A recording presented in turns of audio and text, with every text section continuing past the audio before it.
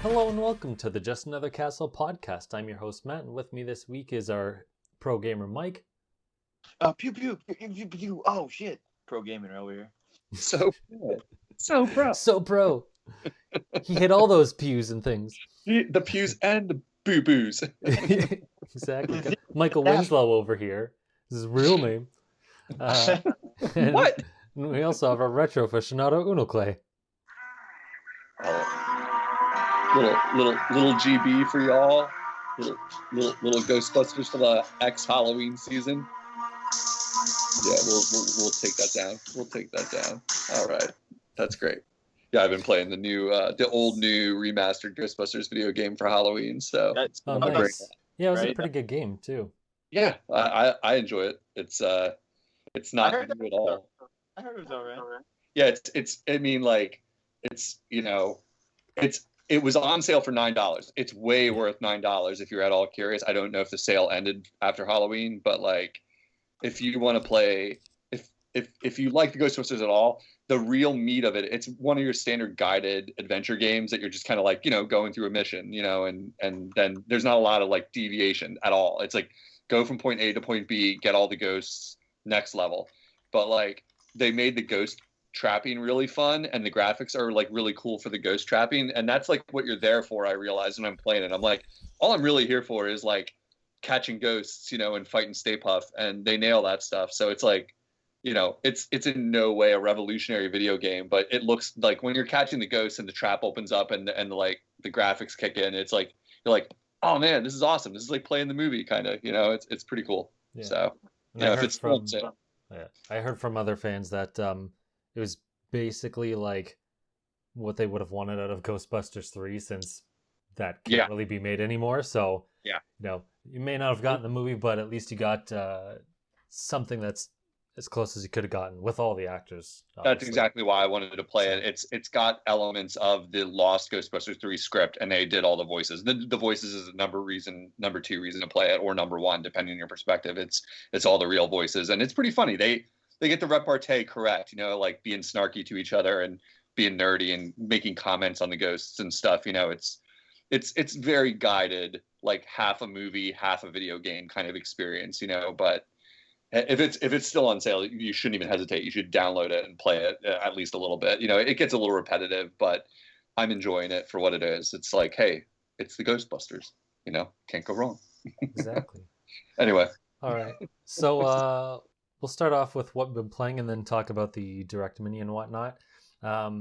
Actually, I want to say, for those of you who haven't tried Pikmin 3 before on Wii, go buy it. There's a demo on the eShop, and I'm giving it a shout out because, Nintendo decided to release their Direct Mini like a day or two after like this game launched, or around there, and then a Hyrule Warriors demo.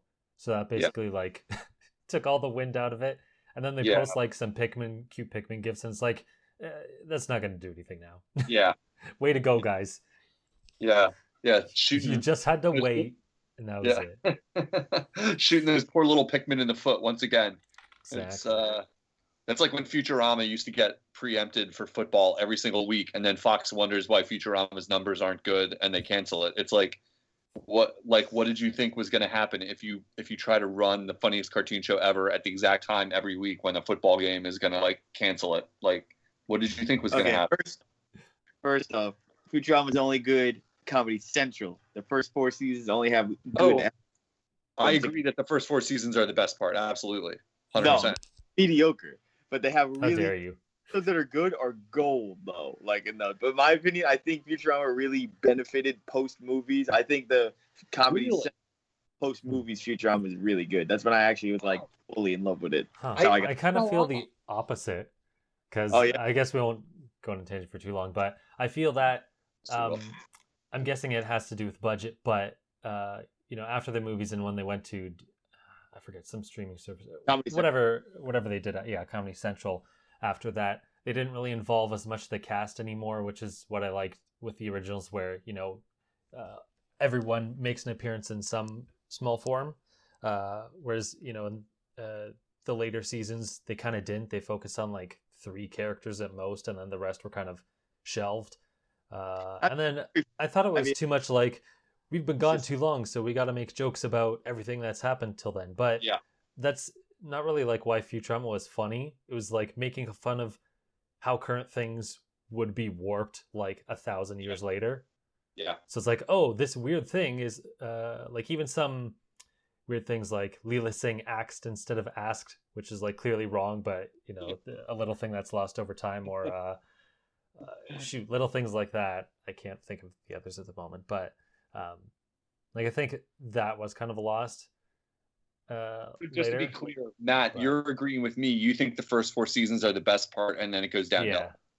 Yeah, I don't think the other ones are terrible, but yeah, I would say they're probably better than I give them credit for, but I don't think they're as good as the originals, because there were some scenes people showed on Twitter. I was like, oh man, I don't remember what was that season from, and it's like, oh, it was the later ones. I'm like, it was actually really good. But I mean, me, like, I really do enjoy. Like, I got into it. Like, I would just watch it because the same way Family Guy got for like, you know, Adult Swim kind of had it, and it was like, oh, I'm just gonna watch these, and it's like, they're doing pretty good. For me, it was more of like, wow, I like a lot of these, but I wasn't fully into it. But I was like, this is a good show. I gave it credit. I didn't like the movies actually. Then they're not great. They're variable. Yeah, they vary. The movies did save it, and then Comedy Central, to me, I was like, wow, this is gold. This show's awesome. And then they was like, hey, why don't you just watch every single one? So I was like, okay, yeah, I'll do that. So like the newer ones got me into Futurama, but like I guess there's a little bit of biasy, you know what I mean? Like I'll call it Final Fantasy biasy because we're in a video game podcast. But I was like, all right, these are funny. I like how it focuses on the characters I like, and you know, things like that. I wish it was still on Netflix, because I fell off. Like, I don't have Hulu. Yeah, like I fell off. Like I was trying to like the newer ones because I had never seen the Comedy Central ones, and it just felt different. But I wish, I don't know, you know, hey, like huge fan of the first 4 seasons and parts of the movies. That's all I can say. Yeah, anyway, they have real style episodes though. Like there's one that focused about Hermes and he gives his whole life, and it's like, you know what? This reminded me of an old Futurama. Like it, you know, I felt for it. I was like, holy shit, this means a lot. And it had one of those cool tiebacks, and it's like, oh crap, that's when that was. You know what I mean? It's like how this guy got this. You know? Yeah. I love Futurama did that. I love that. Bender's funny. He has like 3 different origin stories. Yeah. It's weird. But before we get too much sidetracked, Eli's popping on, and he can only be on for a bit, so that's why I'm kind of changing over. I'm here. So yeah, we're talking about what we've been playing. I'm going to save... I only played the Hyrule Warriors demo, so I'll just talk about that later when it's relevant. So Eli, you've been playing Hades and some other stuff. You cannot boo the demo king playing a demo, dude. That's just I'm booing. I feel bad. You had to play Hyrule Warriors. Flag on the Yeah, so I've actually been playing a decent amount of games, I guess, over the last few weeks. By decent amount, I mean like more than 0, as is customary in law school. But you know, I've been playing Hades, which is made by Supergiant Games, developer of Bastion and very hot, Transistor. Hot. Has anyone else here played Hades? I've seen / heard of it. But no. It's a console exclusive to the Switch, surprisingly. So I had to decide whether I'd play it on my PC or Switch. And I decided the Switch, and it's got really excellent combat. But it's a roguelike. And so I was like super split because I'm not a huge fan of roguelikes. I know Uno or Clay, you like roguelikes, but I like can't stand having to play the same game over and over again from the very beginning. Like it kills my brain. But in this case, like the Hades is so good. There's like 8 different types of weapons, I think, and each one has such a different fighting style. And the upgrade system really gives you a way for every playthrough to have a really unique loadout. So every playthrough, or until you find what you really like and would prefer, feels great. And the really great thing about Hades is that there's like the story about you're like the son of Hades, the devil, trying to escape out of the underworld in Greek mythology, and you're like meeting you know, various other Greek gods, and you're meeting, you know, boss enemies or whatever, and the story actually evolves and continues as you die, you know, playthrough by playthrough. So, there's kind of a hub where every time you die, you come back. But you'll like interact with the same characters over a course of every playthrough. And each playthrough, I don't know, is like 20 or 30 minutes. And even to the point where like the bosses, once you face them again and again, will like there'll like be continued dialogue every time you face the bosses, and they'll trash talk you or something. And they'll actually change their fighting mechanics so it feels different every time you play. So overall, I think the game is good. It's kind of it's just once again frustrating that I've played it through. Probably I've got 7 playthroughs or something right now. Now I haven't beaten it a single time, but died 7 times or something. And it just feels like a time sink. I'll have a really good run. I'll put in, I'll beat out of the 3rd world out of 4. I'll feel great about myself. And then die, and then I start again. And that's some people love that about roguelikes, but I just can't get over it. That's fair. I mean, Eli, I was going to say, you said 30 minutes of playing, which I know it's already, you didn't play this game. 30 minutes in law school when you have time? Come on now. All right? Come on. Who's in here? All right? Come on. You got 10 minutes. All right? But no, I've heard the game's kind of cool. Like, I've kind of played a few roguelikes. I played Rogue Legacy, and I played Dead Cells, which I actually didn't like at all. I did like Rogue Legacy, but I just love the artwork design, and I like the idea that the story is like what you were saying, that each character has like continued dialogue, like for when you go back. And I heard there's multiple endings kind of thing. So it's like once you get the knack for it, then it becomes. I mean, you're already like, I don't want to say you're hooked, but you're already constantly replaying. I feel like once you get that first beat, you're gonna be like, oh shit, I want to keep doing this more and more. But that's cool, man. I'm glad you're enjoying it. Yeah, I'll recommend it. I'd say it's good. It's such a good game that if you're a fan of roguelikes, and I can't imagine, it's probably incredible. Some people have talked about Game of the Year for this game. But even if you don't like roguelikes, I would say that it's good enough to where I'm having a pretty good time with it. And I'm enjoying it. The thing is just like sometimes it gets old. Like I can't play for it. Like I can't do more than 2 playthroughs in a row. I'm like, I gotta start over again. Like, man, just an hour in the last 2 hours. I've done this so many times. Started from level 1 again. I'm tomorrow. Yeah, it's a format that's not going to be for everyone. I had a good friend who was really trolling me a lot, like trying to get me to play it because it was a little bitter. It was strange, the relationship I have with that game. Like, first of all, I did play, which one? They made Transistor, and what's the other one they made? Bastion. Bastion, yeah. I played Bastion at your recommendation. The graphics and the dialogue are amazing, but I got bored of it because it was at its core, it was a hack and slash, like, basically, like, and it was cool. I don't regret my time spent with it, but I didn't finish it, and I still haven't played Transistor, even though I bought it when it was on sale because of that. And I know it's by them, and it shares that really good graphical polish and everything. But it's kind of funny. There was so much hype around it, and one of my friends who played Gungeon hated it because he wasn't good at it, honestly, and he's a very good gamer, and he couldn't get into it. And then, like, me and another friend who put hundreds of hours into Gungeon basically taunted him into playing it, like basically explaining to him, like, this is as hard as Dark Souls, which is a game he's good at. Like, you've got to put time into it. Stop hating on it. You just don't get it. Like, this is like hating on Dark Souls when you don't get it. Like, you just sound ignorant because the reason you hate it is because you're not good enough. So you should stop talking about it. Like, it's not, you don't know what you're talking about kind of thing. So he got Hades. He played a lot of Gungeon. He eventually got into it, but then he got Hades, and he's like, dude, it's better than Gungeon. And I'm like, okay, sure. And he's been taunting me like that since it came out. But the comedy is, I can look at his profile, and he's got 150 hours of Gungeon. And after a week of playing Hades, he didn't play it anymore. He's got like 15 hours of it.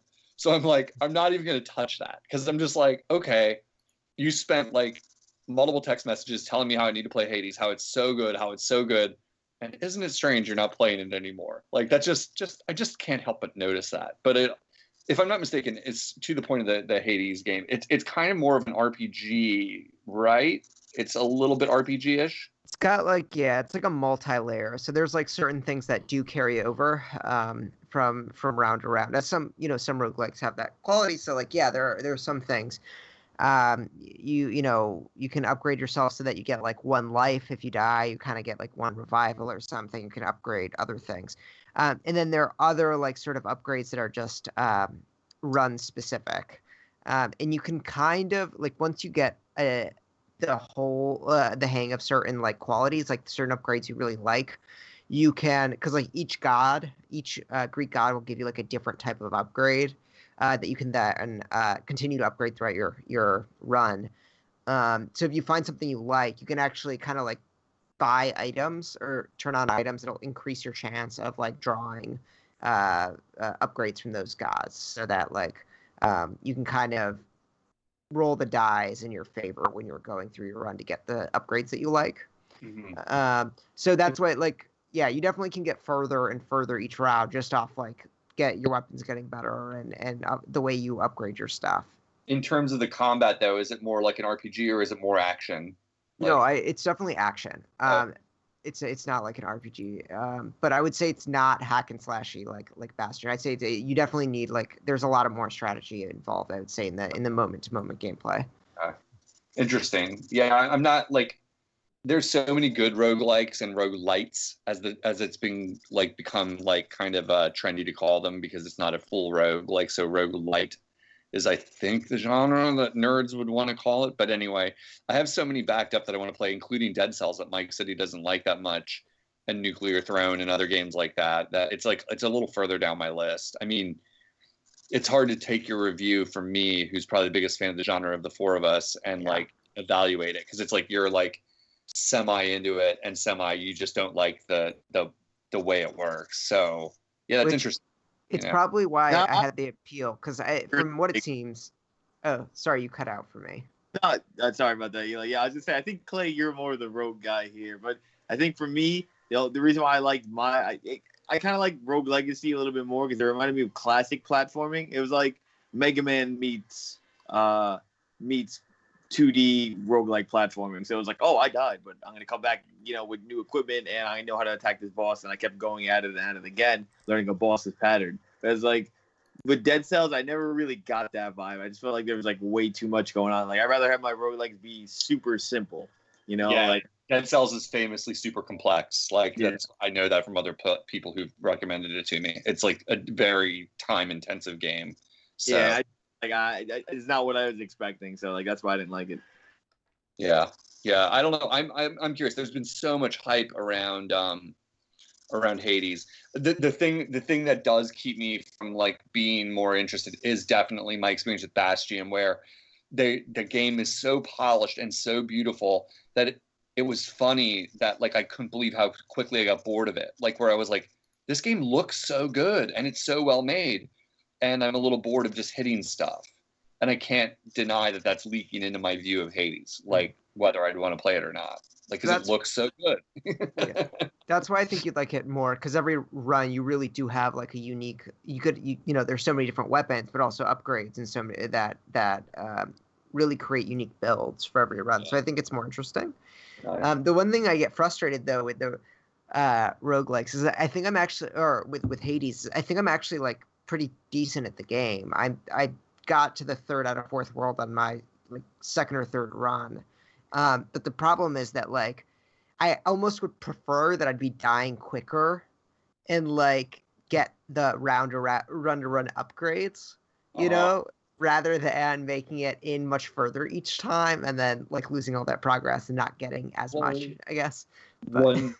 One thought I would have an actual strategy where you could be like, well, I could keep trying to go farther, but maybe I'll just keep dying at like the first world so I can get more upgrades and then like bother to take it on further.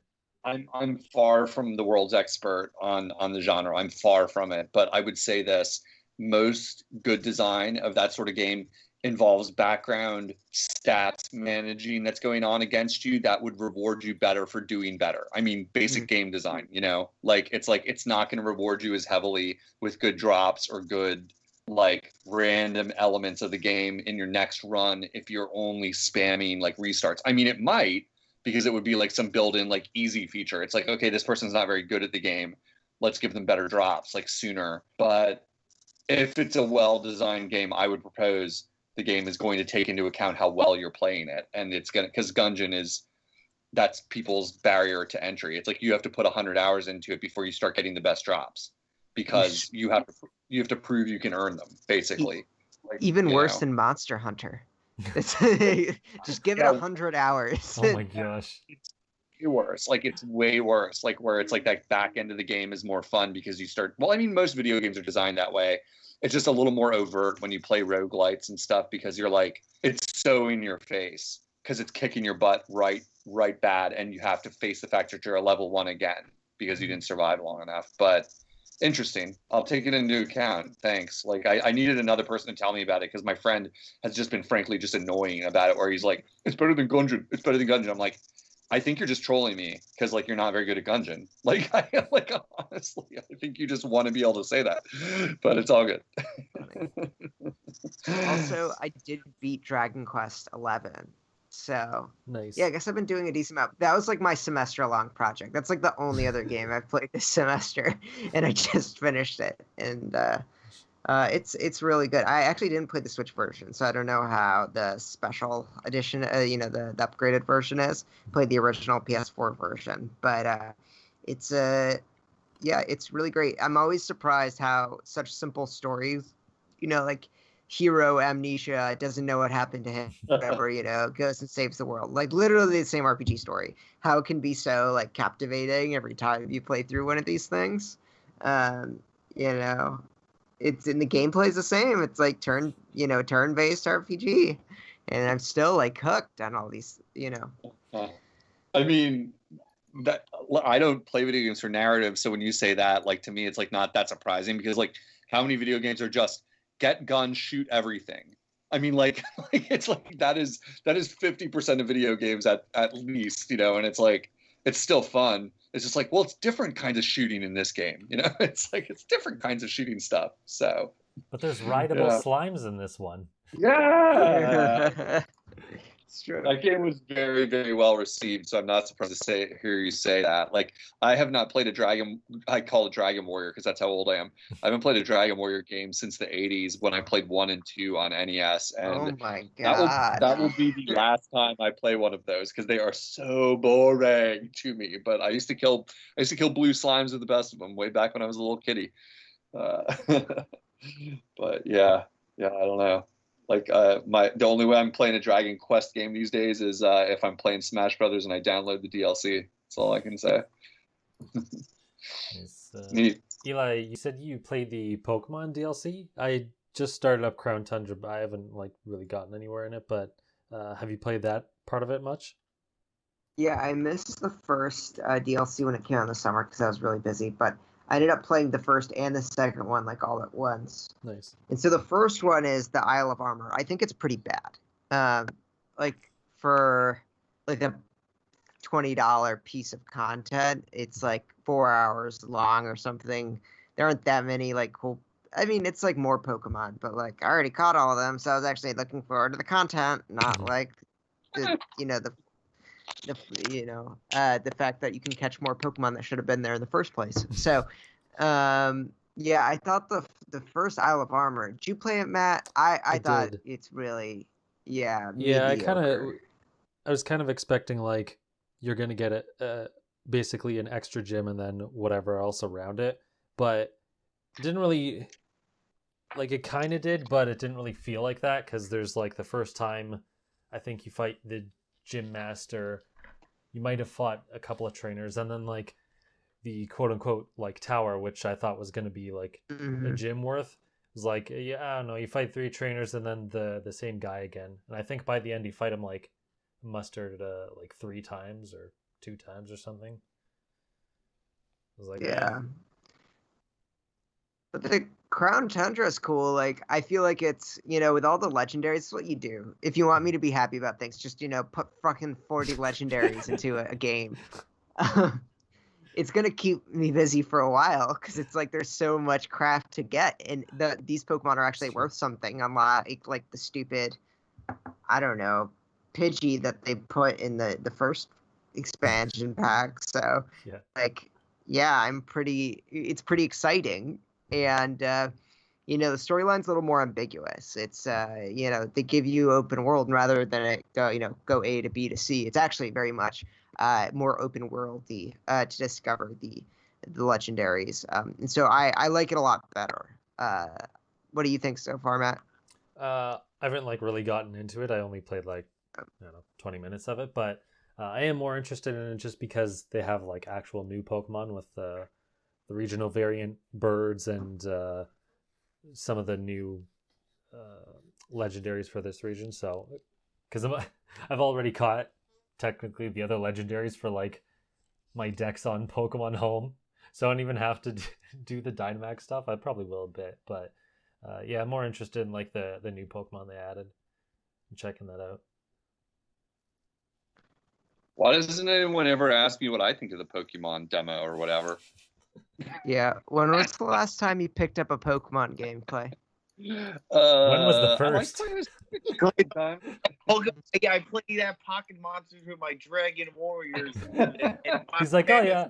He's like, yeah, I played Pokemon Puzzle League on the 64, right? That's what you're talking about.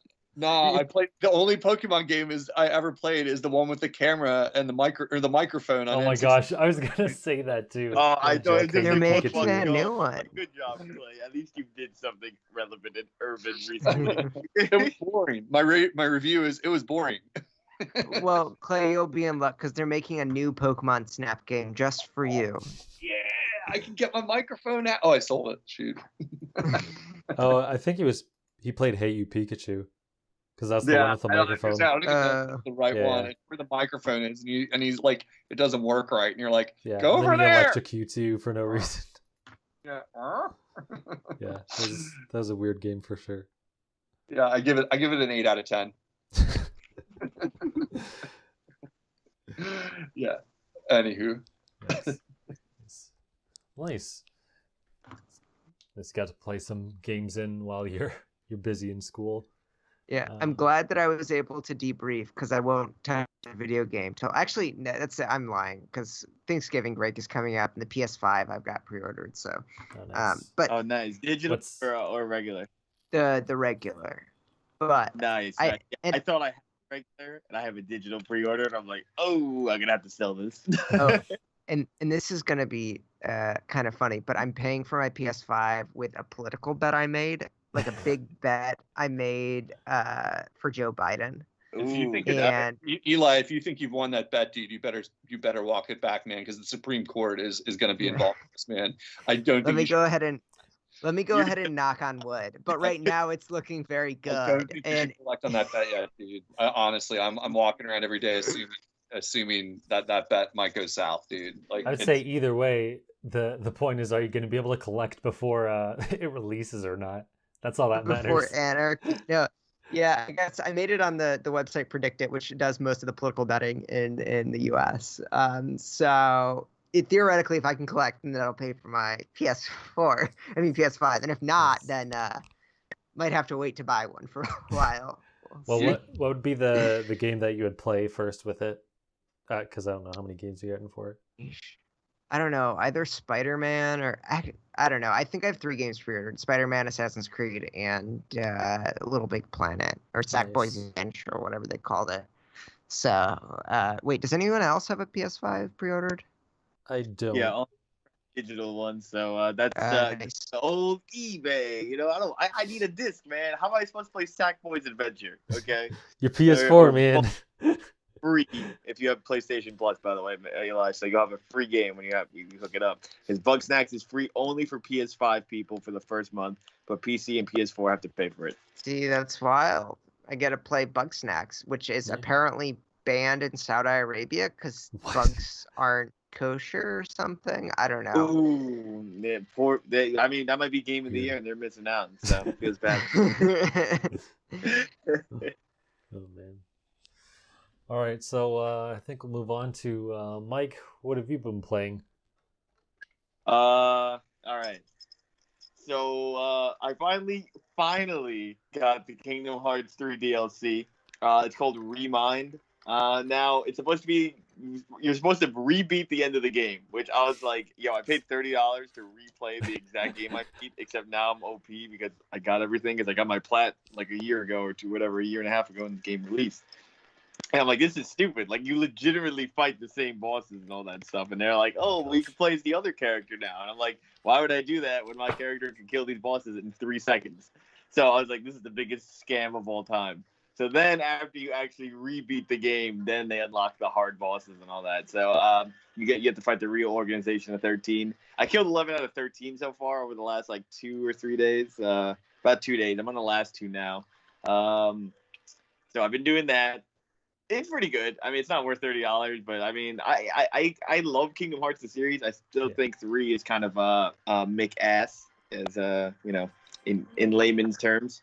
But like you say it, Mick ass. yeah, it's Mick ass. It's on the dollar menu. It's pretty. Ew, what kind of McDonald's are you going to, dude? So the other thing is I've been playing. Of course, I play my Mario Maker because I freaking love that. Okay, and then that's it. I've been playing Crash 4, which is probably the hardest game I've played in like the last 2 years. I would say it's definitely the hardest game I've played. I mean, if you really want in general, if you're gonna play the game regular, I'd say the game is like a 6 out of 10, and then to get everything, I would say it's like a 9 out of 10 hard. Like it's actually that difficult. I was talking about it with Phil the other day. And I've gone through so many levels, man. And it's like, I got 210 out of 211 boxes, and I have no idea where it is because I'm a jackass. You know what I mean? And that's the way I can say it. And it's like so frustrating in that way. It's definitely fun. It doesn't have that certain French word, say je ne sais quoi or something like that. It's just missing.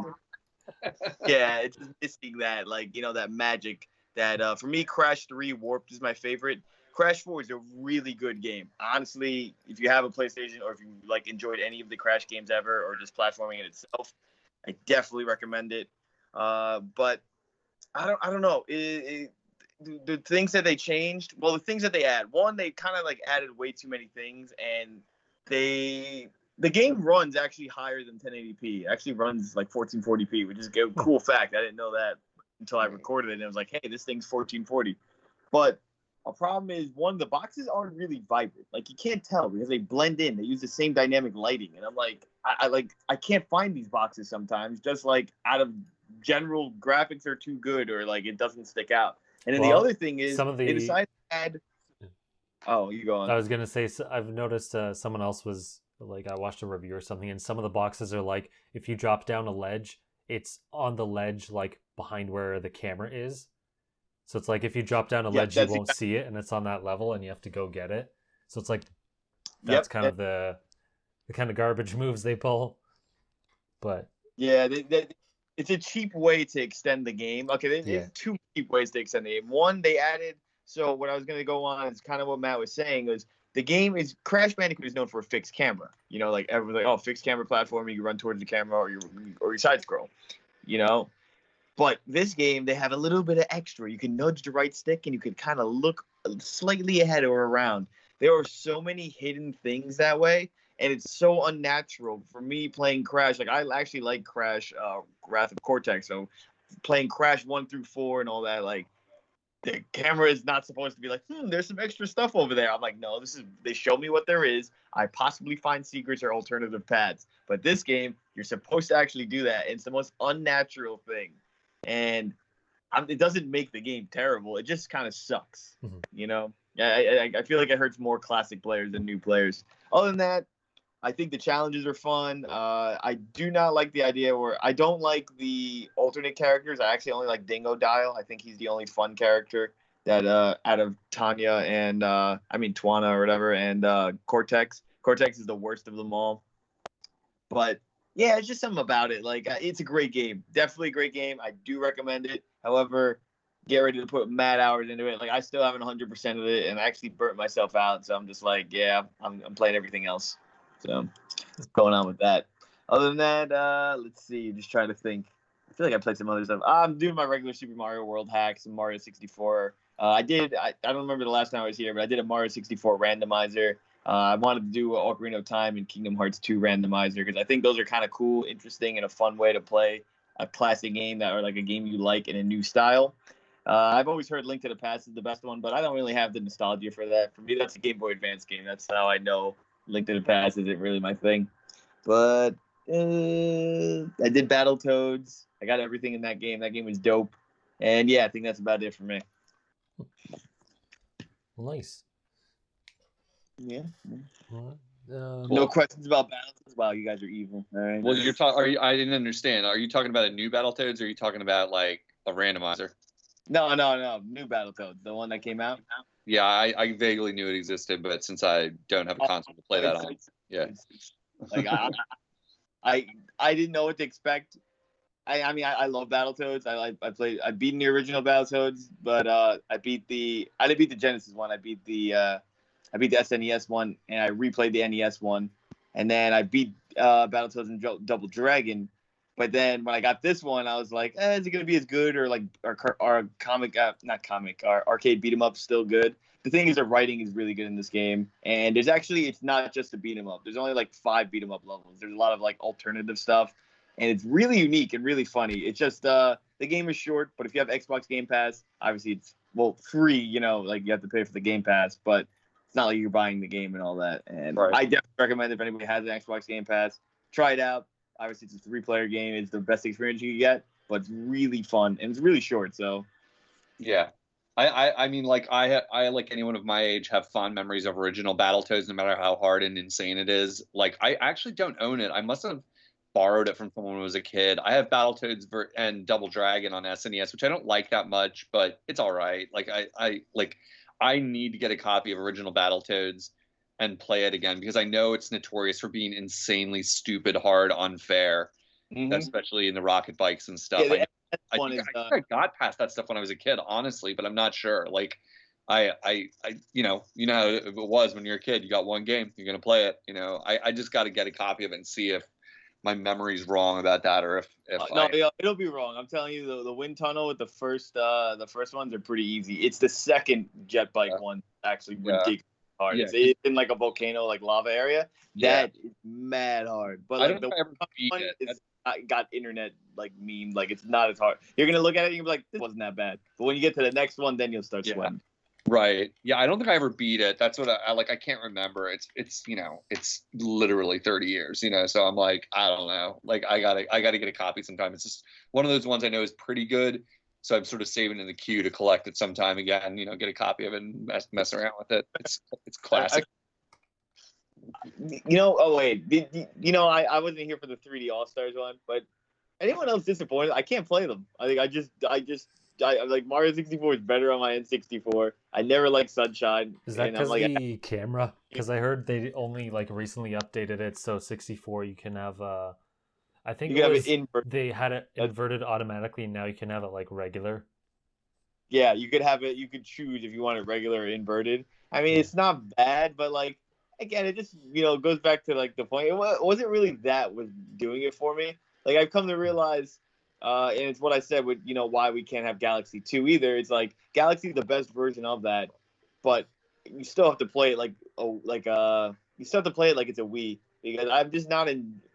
I'm enjoying Galaxy, but I'm not enjoying the other two. But the thing is, I'm not enjoying them at all as much on the go / handheld.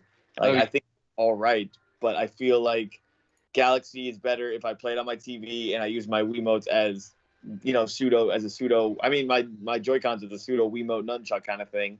Yeah, and then, that would be the problem also with Galaxy 2. Like you can't be like, oh, I'm gonna touch the screen and do this. Like you can't do that because that's how Yoshi works. Yoshi works with touchscreen controls and stuff. He doesn't work like a regular platformer, which is why Mario Odyssey 1 worked, because there's a lot of regular platforming sections and you're just getting extra star bits. But it feels like a hassle to get the star bits when I'm playing on handheld, which kind of sucks because you need them if you want to get everything. Right. That's an interesting segue, because like that's what I was playing a lot for. Like I've already talked about Ghostbusters earlier, but I was playing Sunshine. I just finished like 2 days ago.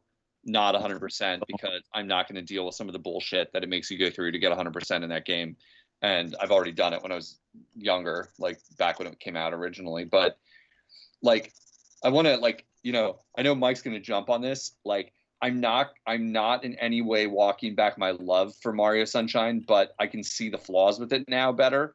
I still think it's a really fun Mario game, but a lot of people always say, oh, it feels like it was rushed, or, it's not as polished. I don't know. I'm not going to make a theory about that. I feel like that's trendy to always be like, oh, it was rushed.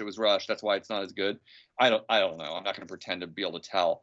But there are levels and challenges in it that are so stupid hard or based on some like kind of semi-random element or just insanely difficult for a Mario game, not in terms of platforming, but just that you can't find stuff you need, that I found myself getting frustrated with it, admittedly, at points. There are, especially in the Hotel Delfino level, which is one of the final ones, there are puzzles in it that there are two specific puzzles that I spent a solid half hour trying to figure out what to do. And this is a Mario game where you should not be like banging your head against a wall. Like, how do I like do this challenge? Like, I've gone everywhere there is to go and there's nothing to do.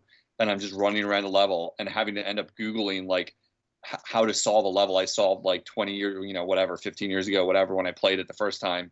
And I can't remember the solution. And there's polish elements with it. And then there are just challenges that are so insanely hard, but they're not fun hard, like where you feel like you're not doing them because you're good at Mario, like Star Road type stuff. Like there's a challenge where you have to ride a Yoshi out into the ocean, transfer across two boats, and go down a pipe out in the middle of the ocean to go do one of the challenges. And then it's a hard challenge. And if you die, you don't, this still wouldn't matter. It sends you back to the mainland and you have to spend another half hour getting back out, 10 minutes. That's in the hub world. I know. But for me, I think the problem was Sunshine became the new Majora's Mask. It's also another reason why I hate it. It's always like, oh, this game is rushed, but it's so great, underappreciated. It's like, yeah, how about you actually play it like more than like an hour and you'll realize. But like, I'm not saying it's ass, but I'm just saying like it became it became Mario's Majora's Mask. I never perceived it that way. I always feel like a lot of people don't like it. Like I guess that's interesting. Like now that I finished it, like I'd say I'm like 80. I mean, I didn't do any 100 coin challenges because that's just boring. I don't feel like collecting 100 coins because really it's just like a fetch quest basically. Yeah. And like I don't know how many blue coins are in the game. I got tons, but I didn't get them all. And I'm two shine short. What was that?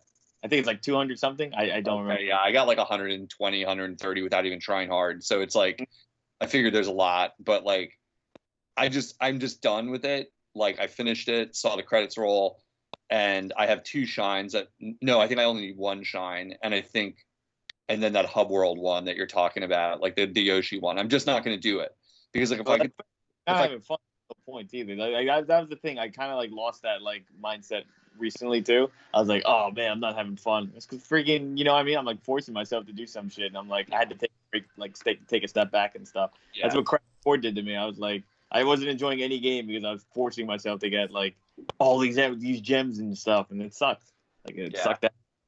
Yeah, it's like Mario Sunshine is like inches away from being a great top shelf Mario, and it's got just a couple little pieces to it that are like, damn it, like take it back to the drawing board and fix that pachinko machine level, like or something, like things like that where you're like, no, it's so close. I actually don't mind that one. I know a lot of people hate on the pachinko level, but like there's the one level in the amusement park where you have to climb up inside the machine on the back side of it and then get up on the roof to get the sun sprite is so insanely difficult because the camera is so broken that you can hear the frustration in my voice right now. Like I got so mad at it that I'm like, this is only hard because the camera's broken. Because every time I jump, it moves and it doesn't stay stationary where I put it.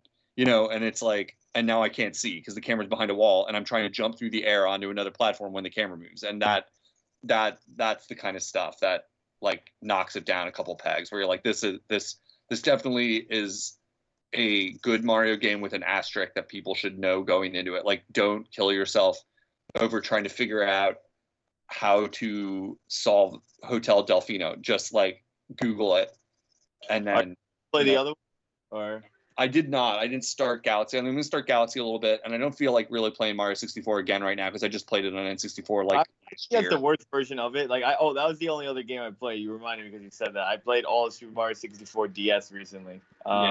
The reason why I played it, or if you guys checked it on the channel, was somebody released a I don't want to say a mod, but they released a program. So if you played it through an emulator, they actually emulated it emulates a full 360 stick and all that. So I had full regular control over Mario, and actually I had better control than Mario 64 because the camera was my right stick. So I had full 360-degree camera, which is really cool.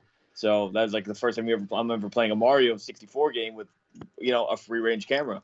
The problem with the game, I realized, because I was like, holy crap, this might be the best version of Mario 64, because now I'm playing the DS version. I have 30 extra stars, more levels, 3 extra characters, and I have technically better control because now I have 360 camera and I can sprint everywhere I want. Problem in the DS one was people, you only walk, you have to hold Y to run, and you had a shitty camera. And you don't go 360 degrees, you go 8 degrees because you're on a D-pad. So the problem with the game, actually, I realized when I played the DS one, was everything is too small or it's too easy to break and cheese. Mario's too good in that game. Luigi is too good in that game. There's no point of playing any other character once you get them. Like Luigi, I skipped so many puzzles. With Mario, his triple jump is so high. It's like, I'm telling you, it's basically, they make everything smaller, but they made Mario and Luigi better. So they could reach heights they never could in the original game. And so it doesn't have the same challenge. And that's where I realized where 64 DS went wrong. Not just its controls, because now that's not a problem for me. It's more the game is just, the game is too tiny. You know what I mean? I never played it on there. That's interesting. Because, I mean, N64 Mario, people forget, is hard. Like, it's got challenge. Because, like, it's a little bit of a mix of camera problems and, like, just being a first-time 3D platformer. And like lava and different stuff in different levels. Like, I find it challenging, not unfair, but challenging, and it's like, I can see them doing that too. If they're going to re-release it, that they realize that they're like, this is for the DS audience, and they were trying to aim that at kids, and they were like, it doesn't work. It just doesn't work. Like, I mean, I like it. Like, it's cool. Like, the models are better. Everything looks better, but it's just, it's not Mario 64. It's just too easy because Mario's too good. Too. I'm guessing part of that had to be the D-pad. It just isn't really meant to have that kind of precision to it versus like a joystick.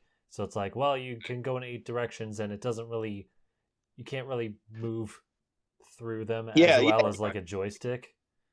That's a fair point, man. Like, you weren't expecting me to use a program that made it, that made me use an actual stick.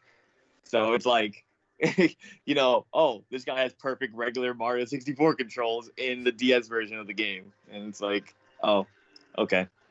But yeah, that's my segue. Sorry it took a little while. That was neat. Yeah, I noticed you played that some time ago. It's cool that someone made it at least. Yeah, no, it really is. I can't believe like it wasn't like more widespread known. I did, if people who are looking to play DS games and hate touch style controls. I did play Phantom Hourglass and Spirit Tracks with a D-pad, actually. No, because those games are famous for you can only play them with a touchscreen. I mean, anyone's a Zelda fan would know that. So I refused to play them for the longest time. But there's a D-pad mod out where you get the original ROM and you use this D-pad mod. You merge them together to create a whole new ROM, and it's just called Spirit Tracks D-pad or Phantom Track D-pad. And I was like, wow, these games are pretty good. Because I got to play them with normal controls. But, those are things that were never available, like, until this day and age, which is, always cool. So it's always cool to see creators out there trying to help people, like, play their favorite game or play it in other ways that are more accessible. Yeah. Although I still say you're a wimp because the touch controls on those games isn't all that bad. It's mostly, like, moving and then bad. You just, like, touch to sword slash, so...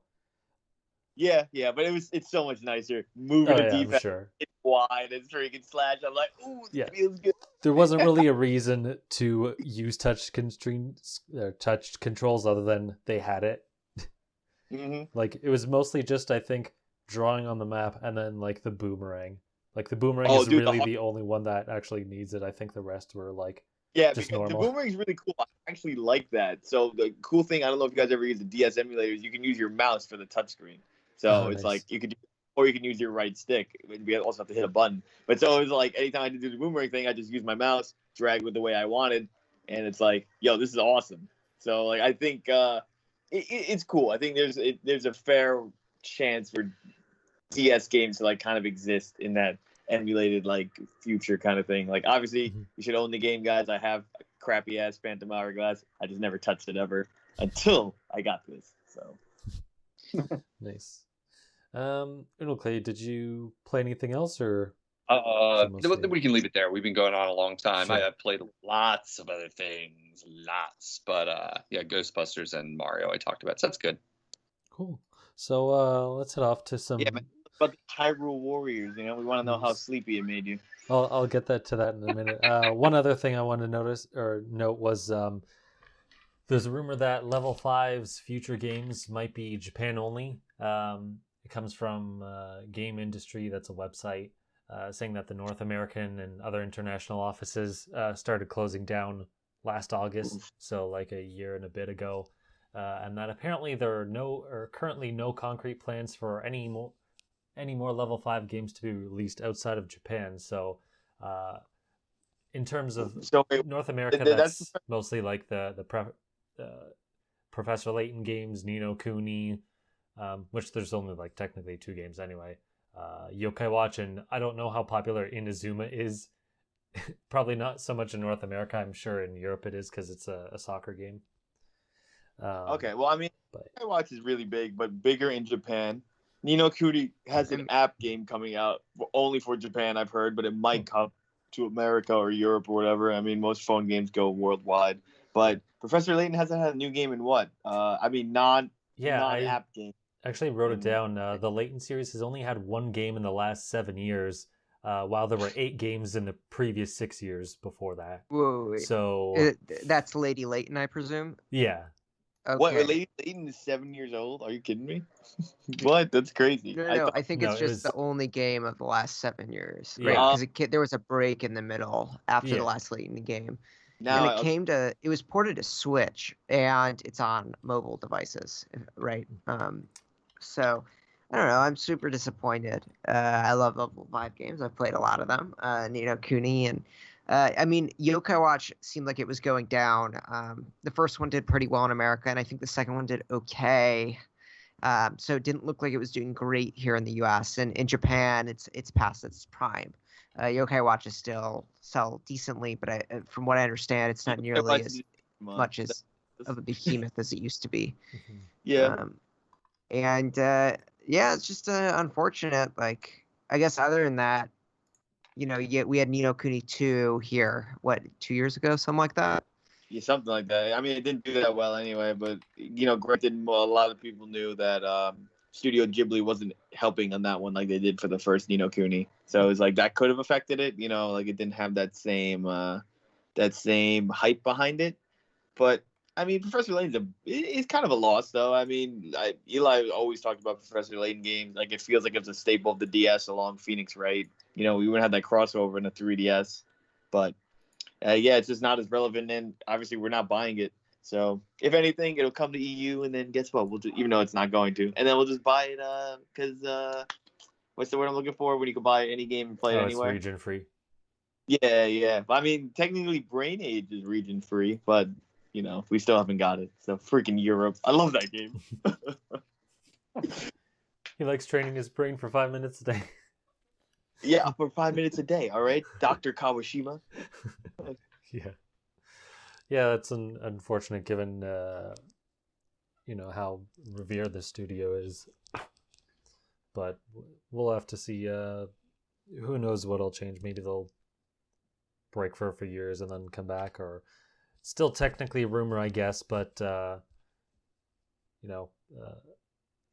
don't think plausible. It seems plausible because some of those big games that they're known for aren't selling so much, or in terms of Layton case, they haven't even made one in forever, which is surprising.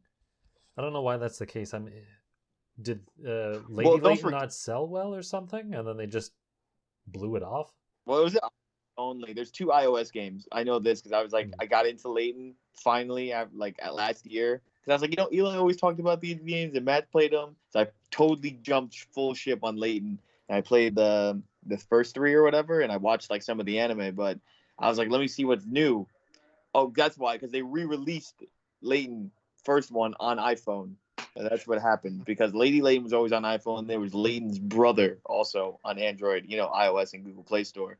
And I don't think those did well at all, but it felt like Lady Layton was like a reboot, and it also got its own anime as well. And it actually had Professor Layton and teasing in it and all. It was like, oh crap, Professor got, he got kidnapped, et cetera, et cetera. I'm not going to spoil.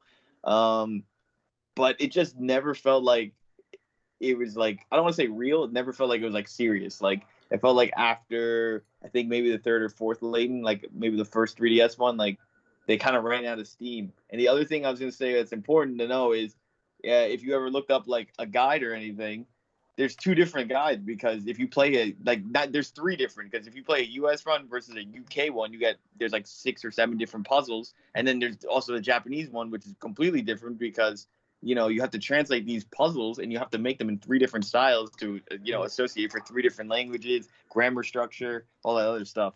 So you got to think about like stuff like that as well. Weird. It's a shame. It's a unique part. I mean, Inazuma, I've played one of the Inazuma games too. It was really good. These are quality games. Recently, I guess maybe less so, but it's a shame to lose it because it had, this niche part of the market of high quality. And by high quality, I guess I just mean like AAA-ish Japanese games. And as it is, we've seen a reduction in Japanese development capacity that's making it to the U.S., as Western games have taken over a lot of the industry. And, losing a big player like this is just kind of a shame. Yeah, it's unfortunate. I guess we'll move on to the Direct Mini Partner Showcase. What a mouthful that is. Jeez. First thing I want to notice is they said it's the last Direct Mini Partner Showcase for the year. I don't know that that's necessarily going to... I don't think that's... Sorry, I was reading a chat for a second. I don't think that means that's the last news they'll do this year, but I think that just means of this particular showcase, which is third-party games. Obviously, that's the last. I don't know that they'll do their own Nintendo Direct. I don't think so, because they haven't for such a long time. They'll probably just either spit out Twitter news or just some other video thing, or just like, here's a specific Direct on a specific game or something. So I think they will do one other thing. I could be wrong on that, but yeah, it doesn't look like they're going to do any more third-party news for the year. I don't think there's really much else to say for the rest of the year at this point in like October, November. Like, I doubt you have any other big surprising things coming. I mean, the really surprising thing is the cloud stuff, and I think that's where we have potential to get more news out of, right? Like, I don't know if anyone's tried one of the cloud games, Control, or gosh, I forgot what the second one was. It is Hitman 3. It doesn't come out yet. Oh yeah. I don't know if anyone's had a chance to try Control yet, but that seems like it would be a place where more games could potentially get announced. Boo. Yeah, so let's get into that. So that was actually the first piece anyway. So apparently Control, you can actually download it and test it out on your connection first without paying for it to see if it works, which I think if these cloud games are going to happen more, or even if they're not going to happen that much, they should do, because how good the game runs depends on your connection, because it's independent of your actual hardware. So I would hope they would do that. So, I mean, I guess that's good that they're at least doing that. And I don't know, how do you guys feel about them making cloud versions of games versus ports or not having them? I'm as negative as Mike usually is about almost anything. No, I call me old, whatever you want to say. I don't know. I'm refusing. Old. Yeah. Okay, thank you. I asked for it. I'm like spluttering. He's flabbergasted. Like you want me to pay a significant amount of money to rent a game, because that's what you're saying. You're just not calling it that. You're calling it cute things like season pass or whatever. And I'm like, you want $40 for me to rent this game from you? Like, for real? Like, that's literally where my brain I'm like, $40 to rent it? Like, if it was $10, okay. Or maybe a different pricing model, like $5 a month. Okay. But the idea that I'm going to pay you near to the full cost of a video game and not get to own it permanently, like, no. Like, wait, How long I is the maybe rental for ownership, or is that just like, you mean for the extent that you pay for? because you pay, and then when they take it away, and you have no say over it. I mean, is that what you're asking me to clarify? Oh, so Like, okay, so you're calling the licensing yeah. general digital games a rental. Well, it's not normally not for a non-streaming game. I mean, I own the Yeah, games. yeah. I know there's that like clause about do I own like a digital file on my Switch, but I effectively do because if I take my Switch and don't ever connect to the internet again, I own it. It's mine. They're never taking it away. I know there's like weird clauses about that kind of in the ether these days about like, do you really own anything, that you downloaded? And it's like, The well, answer yeah, is I own no. it. I It know, but legally. I mean, it's different. You know what I mean? Like you Yeah. have it, Yeah. and so take it away from me. You know what I mean? Like it's We're just talking like about digital evil games right now. Yeah. well, talking about streaming, whether because I'm negative. I mean, like I'm just like I can't believe it. Like because what really concerns me is like what feels like they're doing is like they're saying in this case, well, these games can't run on Switch, so they're not coming any other way. And I respect that. And if I thought that's where it ended, like I wouldn't have as much of a concern. Like I'd be like, okay, well that makes sense. Like, but I feel like this is sticking the toe in the water for the bright new future of like every game is going to be a game you stream and then you don't own anything anymore. And when they take the server offline, your old Switch or Switch 19 or whatever the heck the next system is doesn't even have games on it anymore. Like that. Maybe I'm being alarmist, but it smells bad to me. I'm like wait a second, I want to own the game. Simple. I want to own it. If I'm going to pay you that much money, I want to own it. Like I said, it's the price point that really gets me. I'm like, if this was $10 to like get like like outer limit, like $10 like a month to play Control. Well, I'd say okay, maybe I will because I'll play it in 1 month and $10 is maybe I'll sneak in a month too and pay 20. But then that's it, and I don't feel that bad about that. But the idea of paying $40 and then not getting to keep it forever, and then in 10 years if I want to play it again, or 5 years or a year, and I don't have it, like you got to be kidding me. I don't know. Like and I know there's other models out there and other experiments with this going on in gaming, but I'm a little disheartened to see it like so abruptly arrive on Switch and like kind of like, hey everybody, this is what we're doing now. If you want to play AAA, you're gonna have to like rent it. Like so, I don't know. What do other people think? I feel free to disagree. Like I just think it's interesting because for me it's like I viewed it the opposite. Not like, oh, this is the first step to cloud-based gaming on the Switch forever. It was pretty much the way they sold it is like, yeah, this wouldn't run on the Switch, which I believe because it actually has like problems running on the PS4. Yeah. So I guess I understand that there are like these portals or whatever. I don't know what you'd call them. Where you can just like beam in the game to your TV without any sort of hardware required.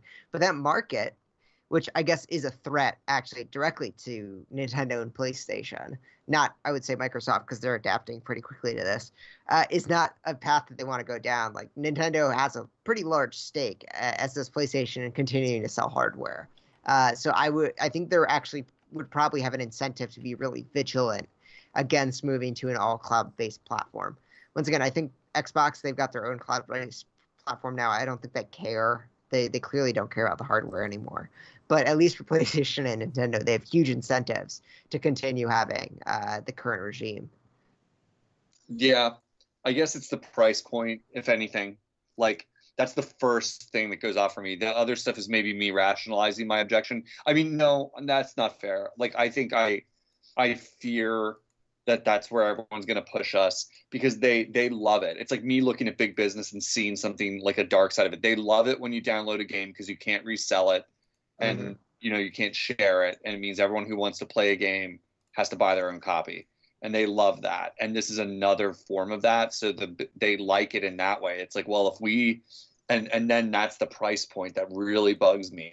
They kind of go hand in hand, that I'm like, you don't get to charge me that much for something I don't get to keep. Like I just, that's like telling me that, a movie I'm gonna have to start paying like $30 to get into a You movie. don't like the Disney model of pay $20 for Yeah. a subscription service and then pay like another 30 on top for a movie?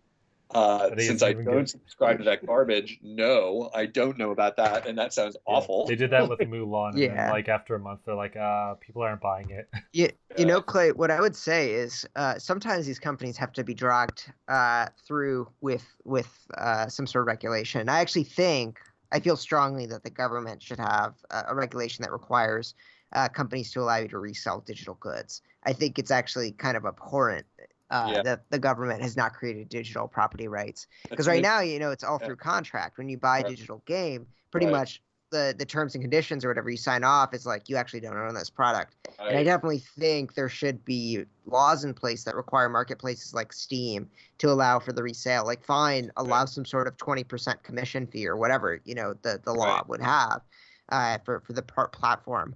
But yeah, I definitely agree with you, Clay, that unfortunately Nintendo, right, is never going to do this on their own.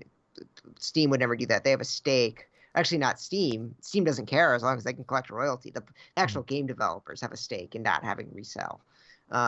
So I would be totally okay with some sort of regulated regime where you could resell digital goods, and maybe the original developer can take some sort of cut. Maybe the platform can take a cut, but really we need stronger digital ownership property rights. So agree.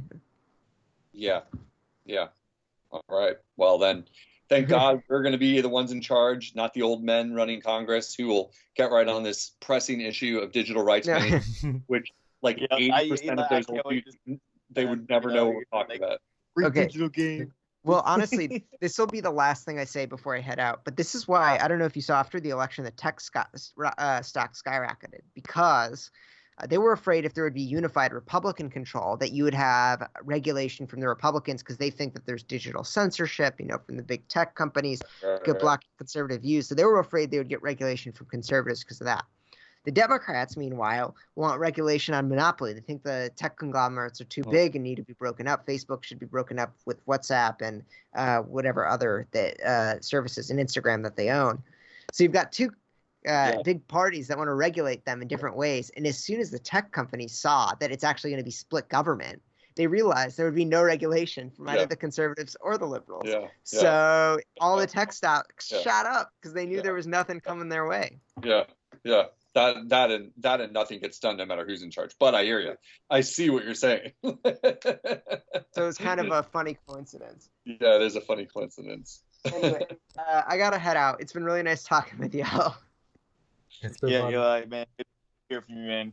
Good luck on midterms or finals coming up for you, bro. Thanks. I appreciate it. Talk to you later. See ya. Stay real, bro. Thank God he's gone now. Oh man, freaking that guy, right? No.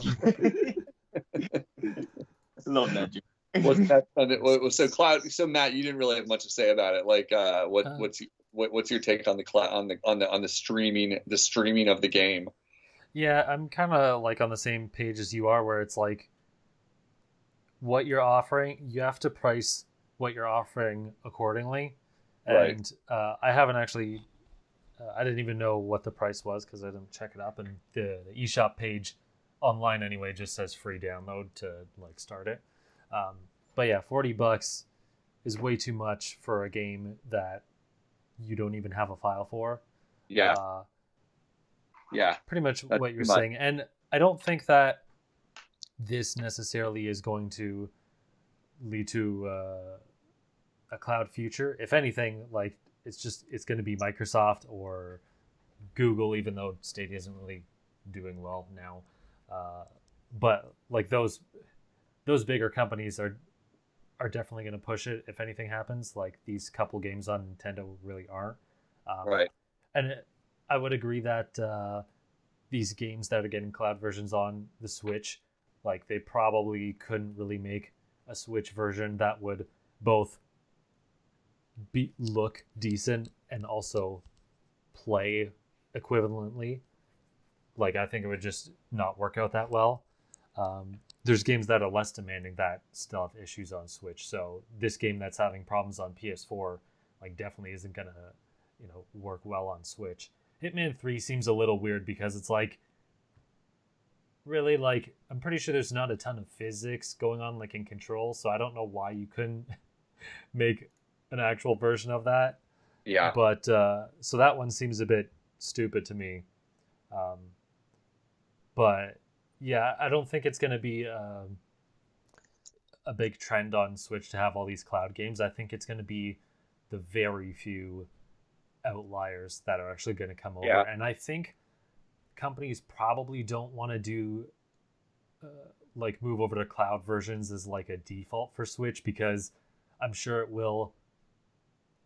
I don't think the Switch, consumer base of the Switch. I'm not necessarily worried about Switch. Like, to be clear, Okay. yeah, Well, I just want to say I'm worried about the future. Like, Yeah. that this is like, that's like dip our toe in the water and like get them used to it. And this is one of those things where like my political sidekicks, I'm like, we got to shut this down.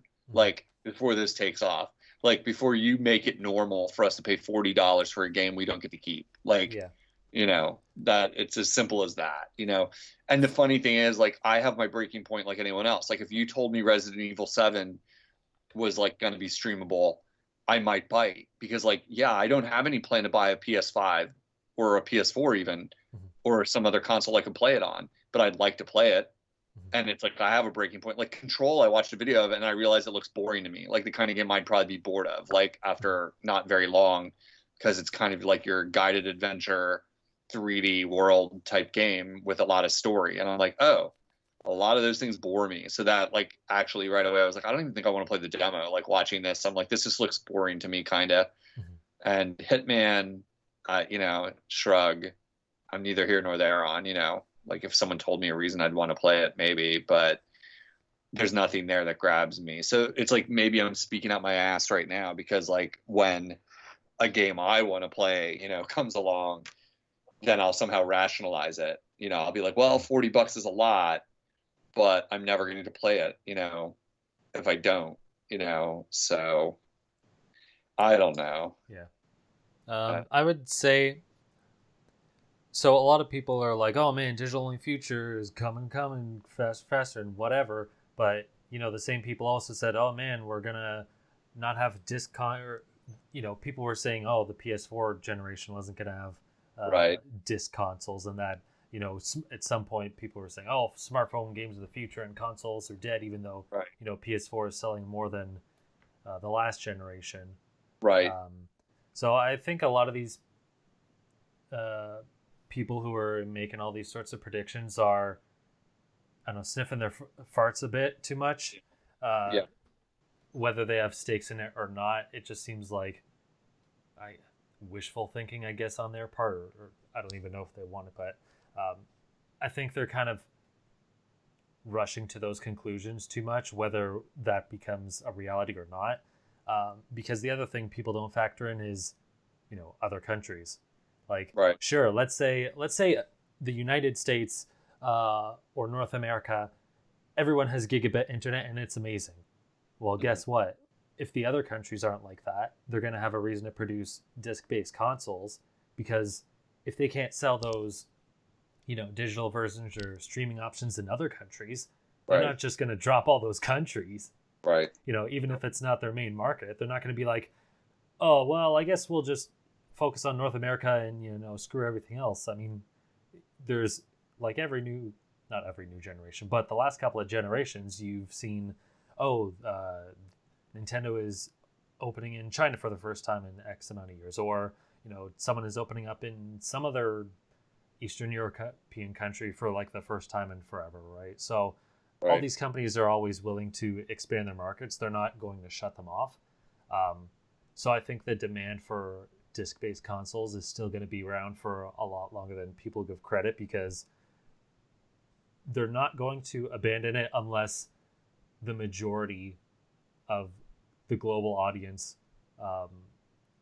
like that's actually feasible, where they could cut them off, and then it's like, oh well, the remaining bit won't matter as much. Right. So I don't think that's going to happen anytime soon. Yeah. Yeah. I think there's like a market for like, you're probably right. The consoles and smartphones. I'm a big believer in like voting with my dollars a little bit, and this is one of those cases where it's like, if I can resist it, I'm going to, because I want to vote with my dollars against it and say like, nope, like you're not getting me with this. Like, am I shooting myself in the foot with some stupid attitude like that? Well, yeah, I would be if I really, really cared about the game.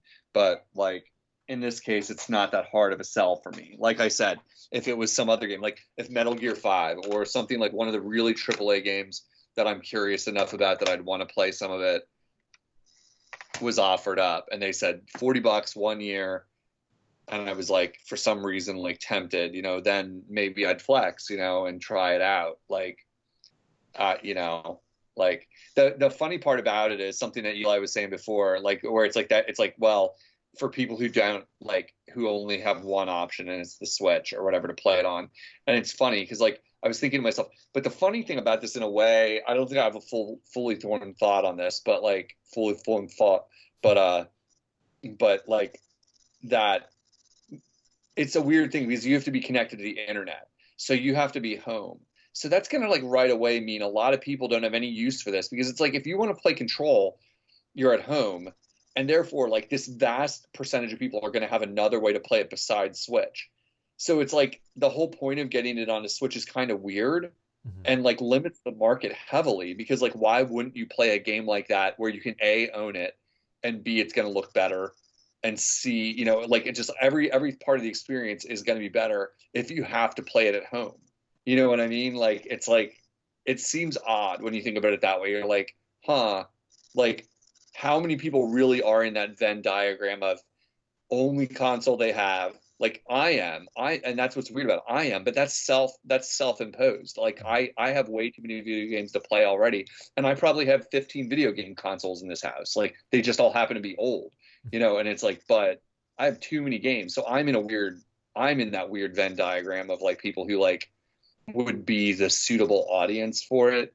But I really, you know, maybe that's why they're testing it, because they're like, does this fly for Nintendo? Or is it like a pointless gesture? Because like, how many people are going to really do this? Like, how many people are going to really bother to pay $40 to play a premium AAA game when they could wait a month and buy Control for $40 at GameStop for another console? Yeah, you know, or whatever. You have to only have a Switch. Your internet has to be good enough for for it to be, you know, work well to what you find acceptable, and then also. Maybe I'm prejudiced or whatever, but for some reason I'm thinking like this is gonna sound stupid, but I would say that the majority of the audience owning a Switch is the quote unquote like normie audience, and I'm not sure that they would want to pay for a game that they don't actually have or can't like use portably, because like that's the reason why people are buying the Switch. They're like, oh man, I can play it on the TV or the couch or whatever. I can play Animal Crossing on the toilet. It's like, oh well, you know, if you're a family and you have 3 kids and everyone's on the internet and you're trying to play this one game, and because everyone's using it, someone's on Netflix, someone's on YouTube, someone else is playing on Skype or whatever, and it's like, oh crap, I can't play this game because all these other services are running and my internet isn't, you know, amazing. Plus, you have to be almost like there's an age bias here. It's a $40 game, so you almost have to be an adult, or you have to have a really generous adult in your life that wants you to buy you this game, because like this isn't like, hey mom, can I buy this $5 game, you know, or something like that. This is like teens and up pricing, you know. So I mean, and it is a mature game, like in the question of both these games. So I guess that's built into the plan there. So I guess it's not really an issue. It's like, yeah, like little kids aren't probably like clamoring to play Control. They're like, hell, I got Fortnite already. What else do I need? You know, am I right? Yeah. But like, it's also that price point, like boxing a lot of people out of the market, you know, too, that it's like a parent's going to be like $40, you wait for your birthday, you know, or whatever, you know, that kind of thing. So, yeah, I don't know. Well, we beat this to death. Mike, you're probably anti, I'd imagine. Is Mike there? Did we lose Mike? I think we beat Mike to death. Did Mike fall asleep? Mike. His icon's there, yeah. But let's assume he's negative. Let's move on. Mike's negative. Move on. Yeah, here I'll do a Mike imitation. Hey, I want to be fair about this, but let's be honest. This fucking sucks. Miyamoto, you suck. All right, like, am I right? Control, not playing it. Indie, whatever. If that didn't wake him up. That Well, would he's here definitely be somewhere. his answer. Great stuff. All right. What else The is- next piece was it's not even whatever. I'll just briefly mention it. No More Heroes 1 and 2 HD are coming to the Switch, or sorry, are already on the Switch. I did some sleuthing because it was interested because I knew there were a couple of versions of this game, and by comparing one of the scenes, I figured out that the Switch version is an HD version of the Wii version, not the PS3 version, which had some other stuff. But it turns out I was talking to some people who've played the games before and were fans of the series, that that's not really a big deal. Some felt that the aesthetics from the Wii, like the darkened outlines that kind of gave it a comic-ish look, was kind of lost in the PS3, and the majority of the new stuff in the PS3 was like the No More Heroes 2 bosses, which obviously you don't need because they have a full game there. So it doesn't seem like it's a loss of much or really anything that they're basing it off the Wii version. I thought it was just interesting to look at comparatively. But yeah, that's neither here or there. I just want to bring that up. But you played at least one of these, right? If not both. No, I haven't. Oh, you haven't? No. Do they have demos? Mr. Demo King, have they released demos? No, they have not. But actually, I was surprised. They're pretty cheap. They're only like $20 to $25, and that's my currency. So I'm kind of surprised.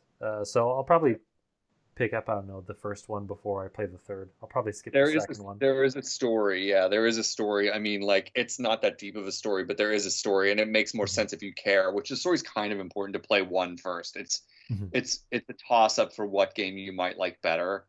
I think based off of what you said, where the second is the boss rush and the first is kind of a bit more open, I'd prefer to play the one that's more open because, I mean, first, obviously, the first game in a series is going to set everything up, so it would make more sense. But I just prefer that versus just, well, here's a boss rush thing. It's like, it's a lot. It won't really get you involved in like the world as much as running around in this world, especially because 3 is going to have like an openish area anyway. So it's like, why? It would make more sense to jump from 1 to 3 than 2 to 3. And that's the only strike against that plan is that the open world aspect of it is not very good compared to modern standards. It's like I don't expect it to be big. I basically expect a hub. Like that's all I'm thinking. It's a hub where you drive around making money at like mini games, and then the second one they just took out the open world and you just jump straight to the mini games, or you jump, or you do a boss fight, and it's like. It doesn't make it bad. It makes it sound bad, but it's like the story does matter for No More Heroes. There's a cool, bizarre, pseudo type, narrative going on, and so like I think I still would say but it is a coin flip. It's a little bit like Bayonetta 1 versus Bayonetta 2, where you're like, they're both great. They're not that. They're both terrible. I was just going to ask if you were there. Of course, when you bring up Bayonetta, that's what really revives them. Come on. You're like, whoa, Bayonetta, I got to... They're both terrible, but they're terrible in different ways. I got you, Clay. I can finish this. I couldn't bait him with all the other stuff. Oh my gosh, that's hilarious. But the only reason why people should get No More Heroes 3 is because he turned into a robot / Gundam at the end. That is the only reason why I'm getting that game. All right, that is the only reason. No More Heroes 2 was so bad it didn't deserve a 3. But you know what? It's fine. No way. It's pretty good. It's pretty good. You didn't play very far into it. I did. It's very anime, and you guys like anime. I mean, both episodes are very anime and very comic booky, and like it just goes over the top. I mean, it just gets bizarre and demented, and like the story is funny, and that's me like that. If I'm going to care about a story, it better be funny, and it's like, try it out, Matt. Sure. I mean, they're interesting games for sure. They really are pseudo, But is there a deal if you buy 1 plus 2, or because I know there's set you can buy them separate? I don't, not that I've heard of. I think I just get the first. Be like, I like it or I don't like it. But you know, the one thing I think that really like makes the game good, it makes Travis Scott good, is like it's like this weird, like every we can relate to so many different types of like video game players. Like, oh, he's lazy in a slouch, but he wants to be number one. Like his lightsaber or his Beat Saber. I called it Beat Saber and lightsaber, but you know what I mean? Like his saber is like a really cool mix. Like, oh, this is a homage to Star Wars, but then it makes like 8-bit or chiptune sounds. It's like, this is cool. You know what I mean? Like it's a very video gamey kind of character and series, which is awesome. But at the same time, it's really mature. Like it's also very mature and funny. So it's like, you know, like it hits like every genre, and that's why I'm like, it's a really good everyman kind of series, and it's a bit underrated, I'd say. Like I think it just came out at a weird time. Like it was like, and it's on TV. Yeah, because like I don't know, like when I think of like that game, like at the same time, I'm like, okay, it kind of reminds me of what Okami looked like, and I mean, you guys know I hate that game, but I'm like.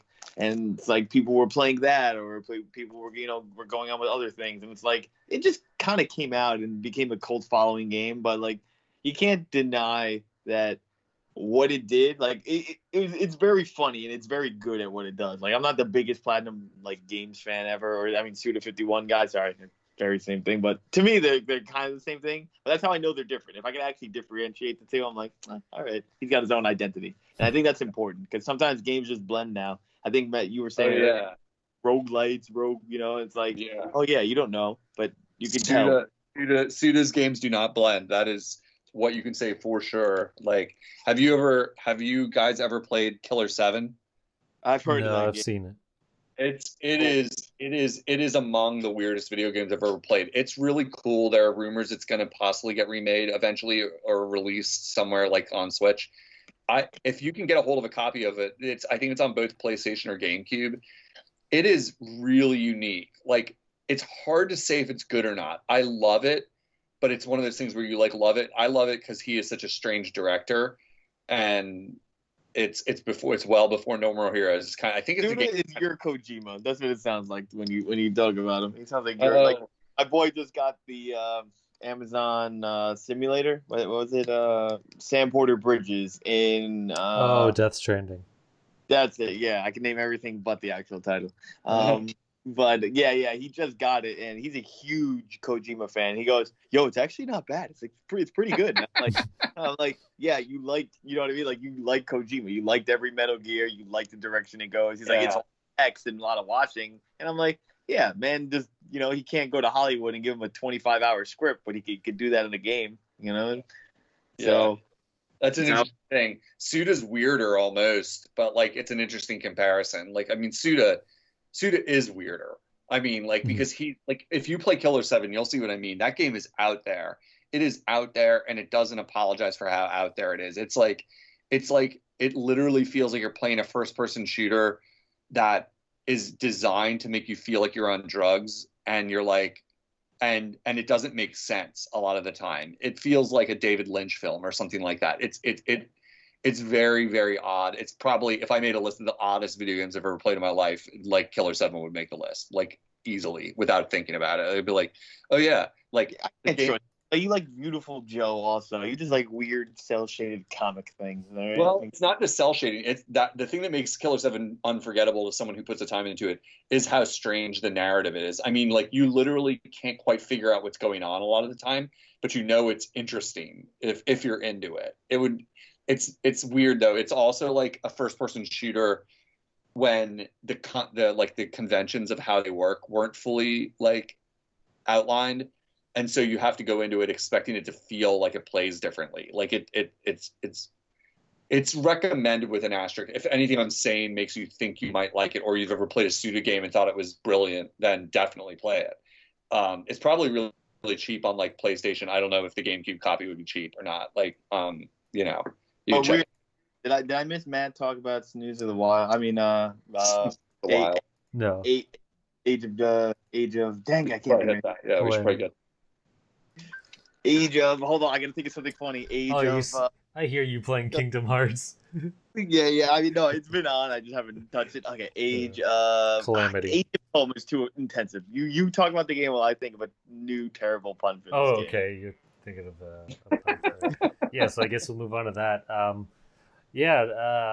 They released a Hyrule Warriors. Got it. Hyrule Warriors Age of Button Mashing. No, that's mediocre. 5 out of 10. Age of Extinction.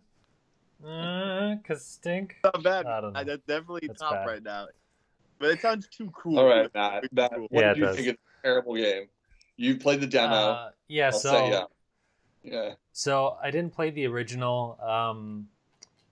I don't know. I just didn't get around to it. I just kind of left it, and I don't know if they fixed this in the Switch version or not. But I remember in the original on the Wii U, you couldn't change characters mid-game, which bugged me because I'm like, because I don't remember how long the levels were supposed to be, but they're going to be lengthy enough. And I'm like, if I can't switch characters, because I know the 3DS one, I think you could do that.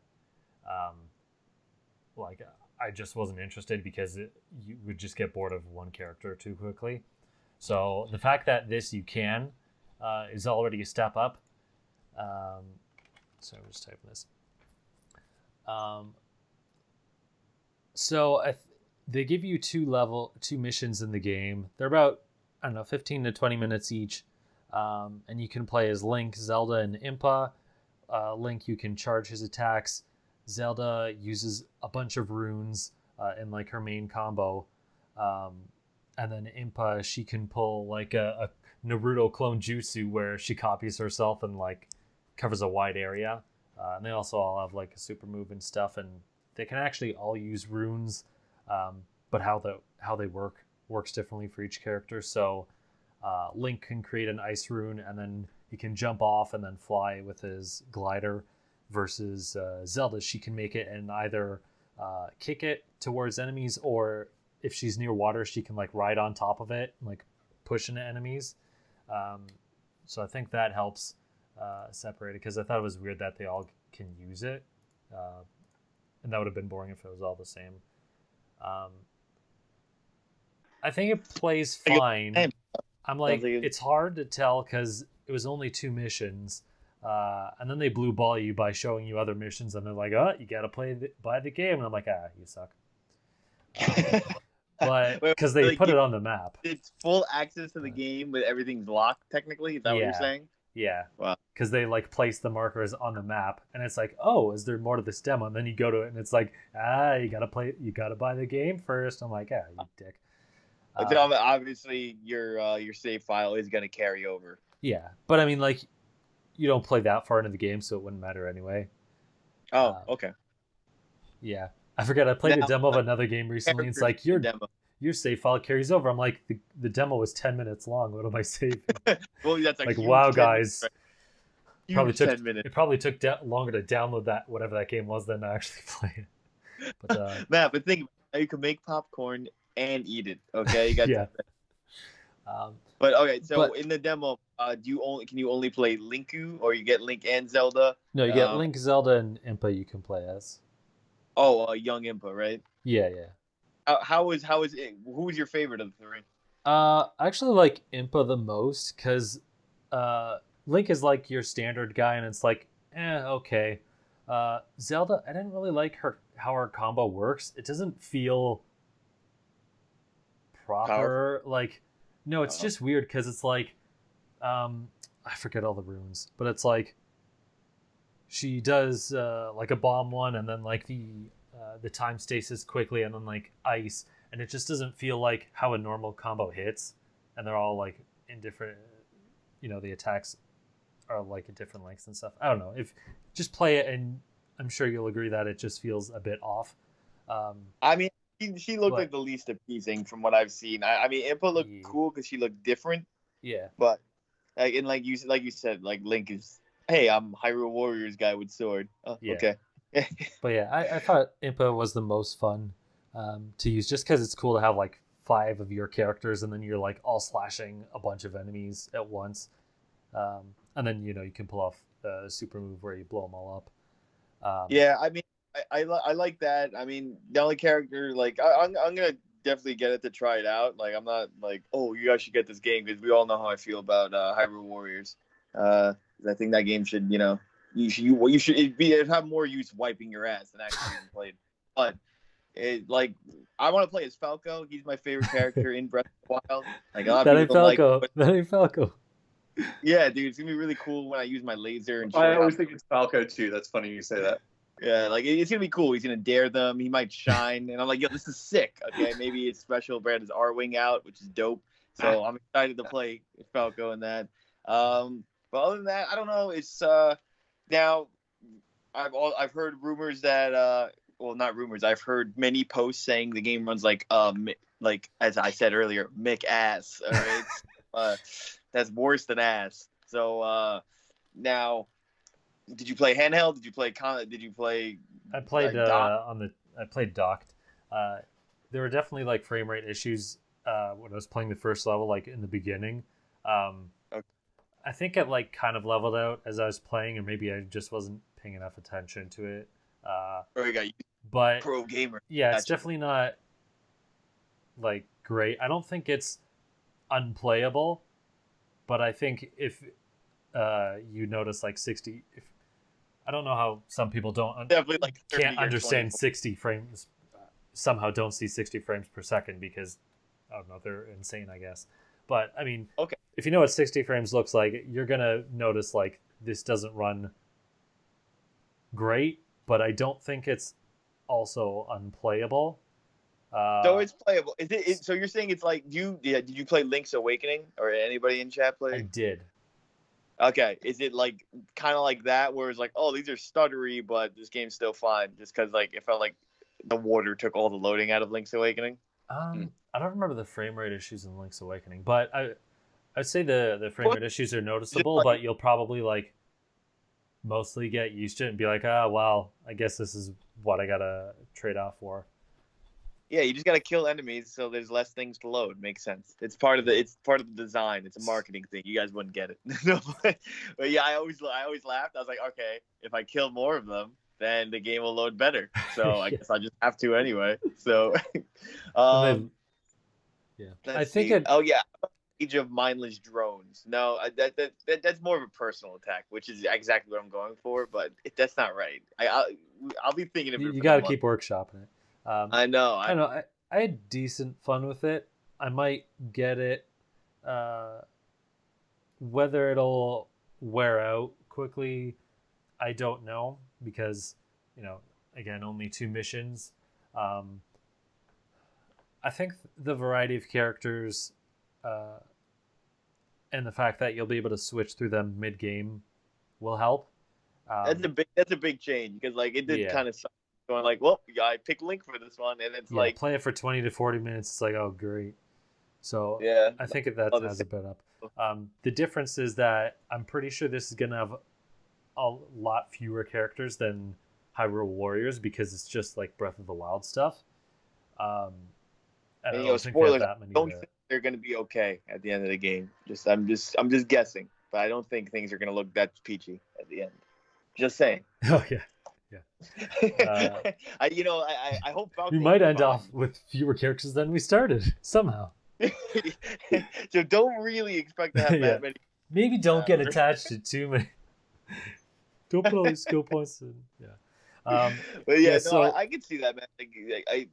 That should be a kind of a waiver for people who were fans of the Warriors ones. Like, you're not gonna get 40 characters and random like alternate versions of Zelda characters and Linkles and Ganondorf with a mane. You're not gonna get that. But the flip side to that though is you can craft weapons and I didn't know this because I didn't actually test in the game, but I'm looking at some videos they released today. You can like unlock different or find different weapons and they actually play differently. Oh, that's cool. I only see Link using different weapons, so he like uses a lance and like a club and some other stuff. I wasn't sure if it was aesthetic or plays differently, but it does look like they actually do play differently. So I guess you can have that to make up for the lack of more characters. I'm not sure how that's going to extend to the rest of the cast. Like obviously Link will be able to use the regular stuff. Impa technically does have like swords or dagger type things. I'm not sure if her moveset is really going to change from it. And then Zelda, like technically her weapon, quote unquote, is just the Sheikah slate because she's using Sheikah moves. So somehow I don't think her moves are really going to change. So I don't know how that's going to work. So I'm guessing like some characters might get different weapons and some don't. Maybe it's just Link. I don't know. It feels like it's just thing though. Like in reality, like I feel like it's like, okay, I pick Link, and it's like, oh, I don't want to be Sword Link, get Lance. Like, yeah, they're not gonna break. Do you know if they're gonna break or not, or any word on that? Or not that I've heard. And when I played the game, nothing broke. So, the thing is, too, I don't recall if you can change your gear in the middle of a level, or if you can only do it afterwards. So if your weapons do break, it only breaks after a level versus within, because I don't recall if you can change on the fly or not. That would be way better, because like, what the hell are you gonna do if it actually broke and you like you said, can't change your equipment? Then you're gonna be like, oh, do I fisticuff everybody? Like, you know what I mean? Yeah. So I can't believe they take breaking weapons out of the game. I mean, it was one of the most popular features of Breath of the Wild. Yeah, but it's also one of the most divisive and hated features of Breath of the Wild. I'm just kidding. Like, I know. Okay. That was like the worst thing, because Skyward Sword actually had breaking, items first, and that game is just as bad, if not worse. Okay? No, I like the breaking weapons element of it. I thought people were being big babies to complain about it because it's like obsessive collector mentality where you can't like let go of a breaking weapon. I'm like, this is just a feature of this game. Like, there's always another weapon. Skyward Sword was wrong. It's not allowed to be in Zelda games. Damn it, Clay. All right, Zelda games are meant to not have that. People were always like, how can Link can run across the galaxy or whatever? And I'm like, bitch, he freaking did it 6 parsecs. All right, but like, it doesn't matter. Okay, but yeah, no, it's just, I don't know. I mean, I have no hopes for this game. I don't care about this game. I cannot wait. But I do have my pre-order, and I'm gonna pick it up day 1. Yeah, and then don't worry, guys. I'm gonna get day 0. But yeah, you're gonna break into the store before it releases to play it, and then you're like gonna beat it before it releases. You'll be there on the first day. You're like, I'm here to return it. You're like, we just opened the store. Yeah, no, I'm gonna be returning it. It's like, how did you get this before it came out? Don't worry, I'm returning it now though. But yeah, so I like my hopes. Here's my predictions of the game. 1, it's bullshit, because it's not a prediction, it's just a statement right here. 1, the game is bullshit because A, it's a Warriors game, Musu game, and also 2, that you're gonna give me past and story elements for your Zelda game, which is supposed to have story elements because that's a strong tie point, and you're gonna give it to me 3 years later in an alternate spin-off. Meanwhile, you gave me just enough information about everybody where it's not really gonna add anything. Okay, fine. But 2, I cannot wait for all these suckers to play and buy this game and realize it's ass because everyone's so hyped about it. And Breath of the Wild garbage. Oh, I'm gonna be feasting off that negative energy when it comes off. All right, I'm licking my chops right now. Oh, I'm drooling. All right, they're gonna be like, this game actually sucks. What the hell, man? This is terrible. Some people actually think this is Breath of the Wild too. By the way, that's how stupid some consumers are. Okay. Mike's just cooking a plate of fries to get all his salt on.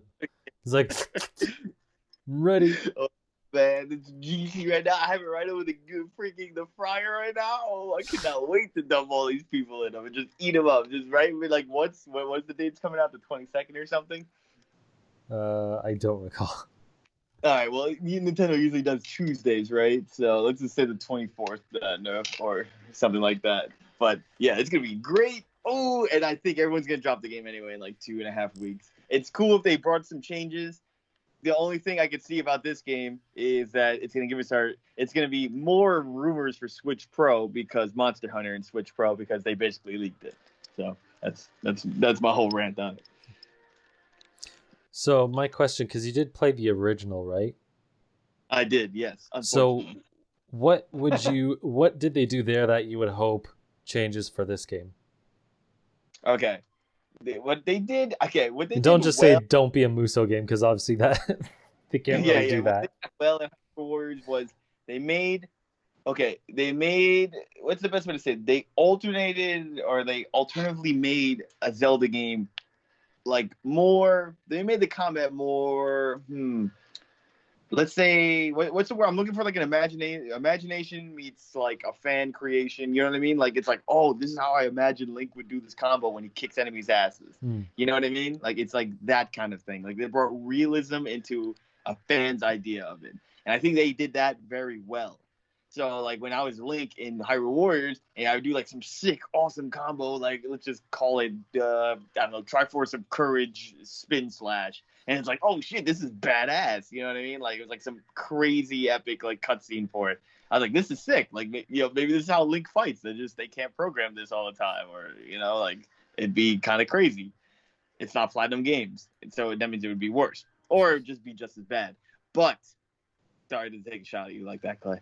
But I think what I'm hoping for in this game is that they kind of expand like really, which sounds like they already did, like kind of the fighting styles to make it more like that, make it more work in that world. You know what I mean? Like be just as flashy enough.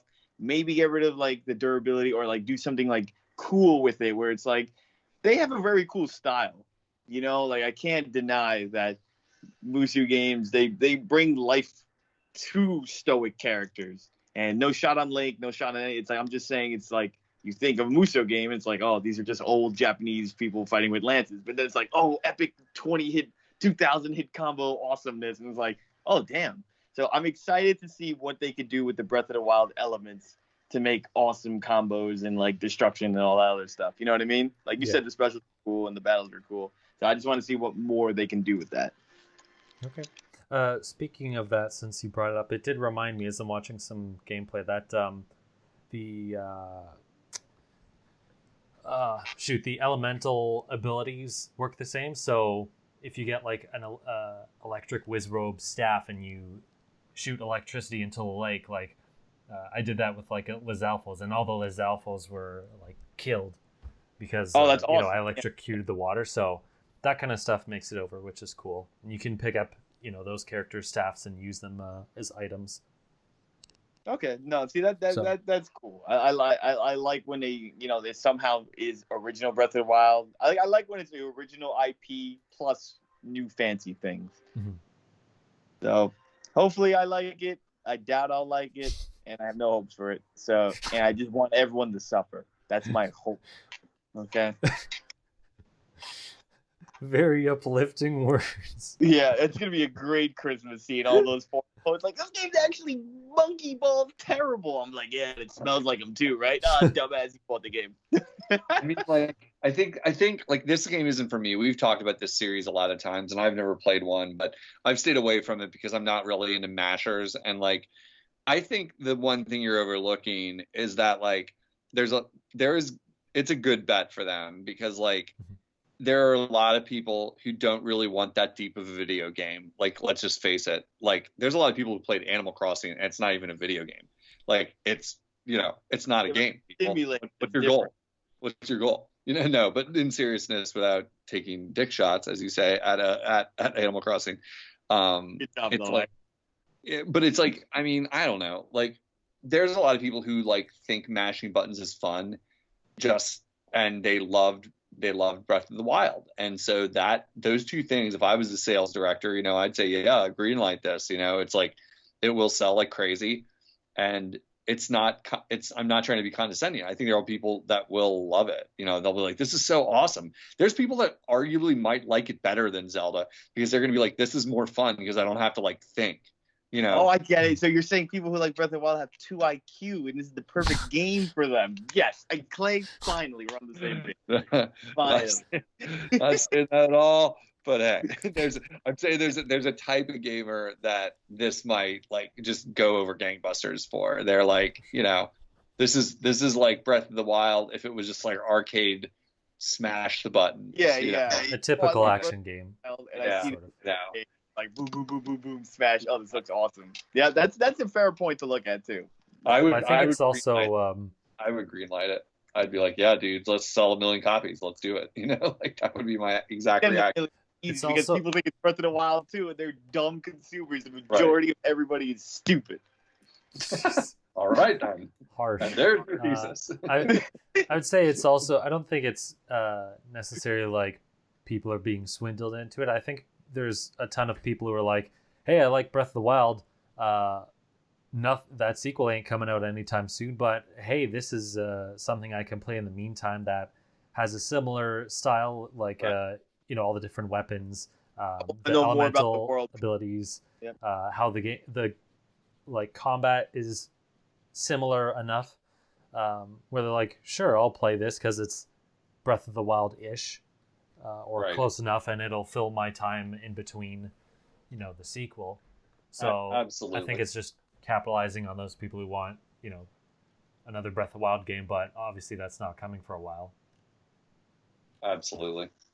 I can see that, man. That makes the most sense. And that's the way I kind of looked at it, logically, non-evil Michael. But it's, people enjoy Breath of the Wild, which I still can't fathom or believe. It's like, I want to know more about the world, or like I get to see my favorite character. My favorite character was this dead shit person who clearly lost in the past, and you had 3 cutscenes that you had to look for by taking a picture of a piece of sand in a desert.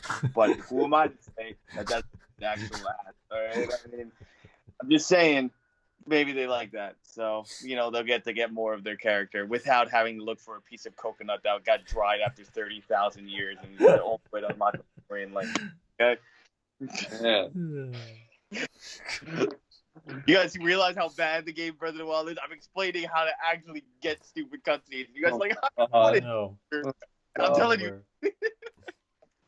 Yeah, well, we've never had that debate before on this podcast. Never talked about that. Man, Clay, it's 3 years, 3-year anniversary. Mario Sombrero is now considered racist, and they're getting rid of that in the Mario Odyssey cover. So is it finally time? Is that the reason why you were playing Mario Odyssey, by the way? Is because you thought Sombrero Mario was very racist and people complained about it? Were you one of those, and that's why you didn't play the game? Because they got rid of it. Why were they wearing, I'm not aware of the controversy. Why would one argue that him wearing a sombrero is racist? I have no idea, but I'm pretty sure it was news I heard of recently. I'm going to look it up right now. It happened when they were revealing the cover art. I don't think it was that many people, but basically people were saying, oh, well, he's not, Spanish or Mexican or whatever, so you can't wear sombrero, which obviously is stupid. But I mean, I don't think they changed the box art for that. I think it was just they had a temporary box art, and then I don't remember what it was, but I think when they changed it didn't seem like it was a reactionary change. I think it was just coincidental that both things happened. Because they also would have, I think they would have just said that they changed it. Hat. I'm just saying. He still Nintendo has said before, hey, we're changing this because of so-and-so and other reasons where it was more obvious, like, hey, everyone was talking about Steve's meat on Twitter, and then, an update like a week later changed it. I think the turnaround time for whatever. I don't remember exact details, but to me when I was back then, it didn't seem like it was a reactionary change on their part. It would seem like they were just changing it anyway. The backlash or it doesn't. But at the same time, it is ridiculous. We need Steve's meat back, and we need Clay to play. We need Steve's meat back. I'm good. I'll pass on Steve's meat. I'm both a vegetarian. No Steve for you, but Odyssey in your future, right? Yeah. Sounds good. All right, I think it's Odyssey. I'm shaking my head right now, Matt. Shaking my head. This guy played all of Sunshine, and he didn't play one. He didn't even sniff or even lick the taste of Mario Odyssey's cartridge. I know. There's every time I see a Mario Odyssey thing, I'm like, man, I kind of don't want to or retweet this in case the one time Unoclay shows up and sees it and I accidentally spoil it for him somehow because I don't know what you have or haven't seen. I did one thing in the last week or so, and I'm like, I hope you don't see it because it's cool, but it was too cool not to give a like. Very kind of you.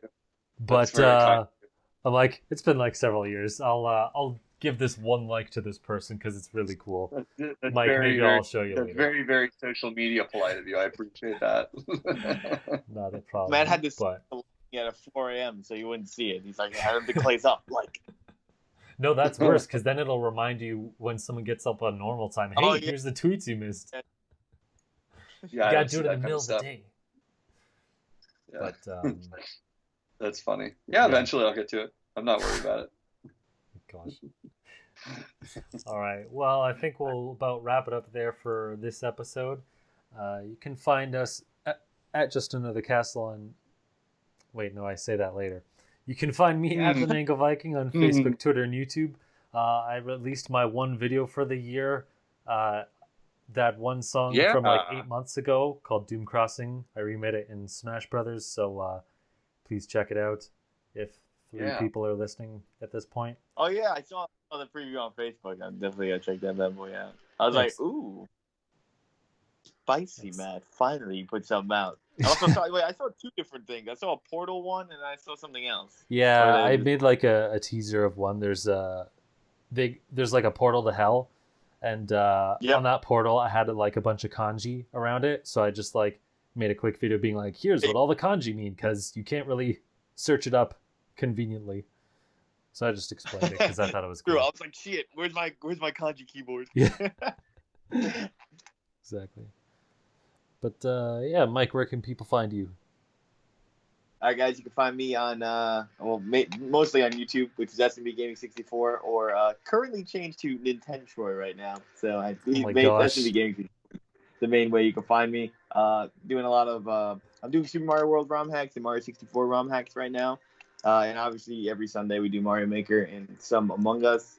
But other than that, you go on Twitter and find me at Troyful Buster 2, but not 2 as an as well. See, that's grammar right there, guys. So you get education and you get Mario when you come to my YouTube channel. SB Games. So are you no longer GAMEMEN? No, we're not. You're no longer GAMEMEN.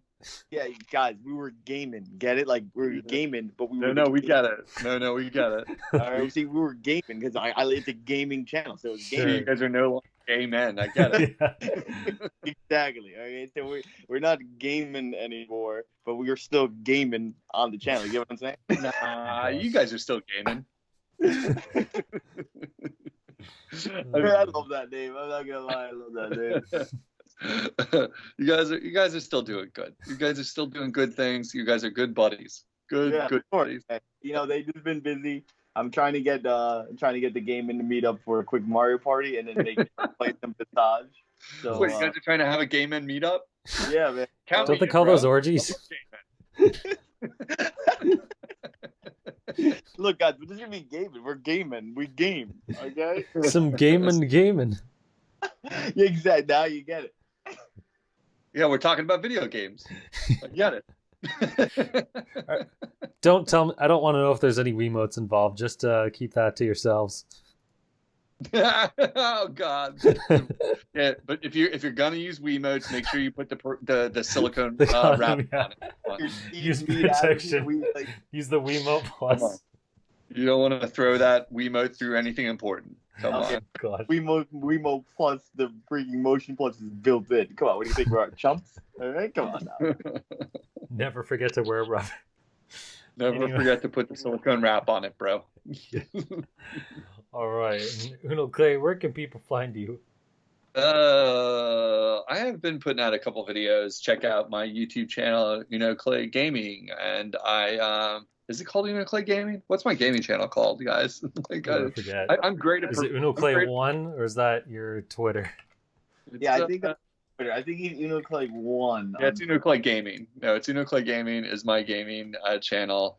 Put up a couple videos recently comparing some graphics from Super NES to the Mini, and I put up some Atari Lynx homebrew reviews that I'm gonna start promoting a little bit once I get another one or two under my belt. And just doing it for fun mainly, and gives me an excuse to play my Atari Lynx a little bit more. And I need some entertainment when there's no podcast to do, and locked in the house all the time because the world's on fire. So yeah, I need stuff to do. Thanks. That's it. Yeah, definitely check out his Atari Lynx stuff. That's pretty cool. I was surprised that out of those games that you showed the most.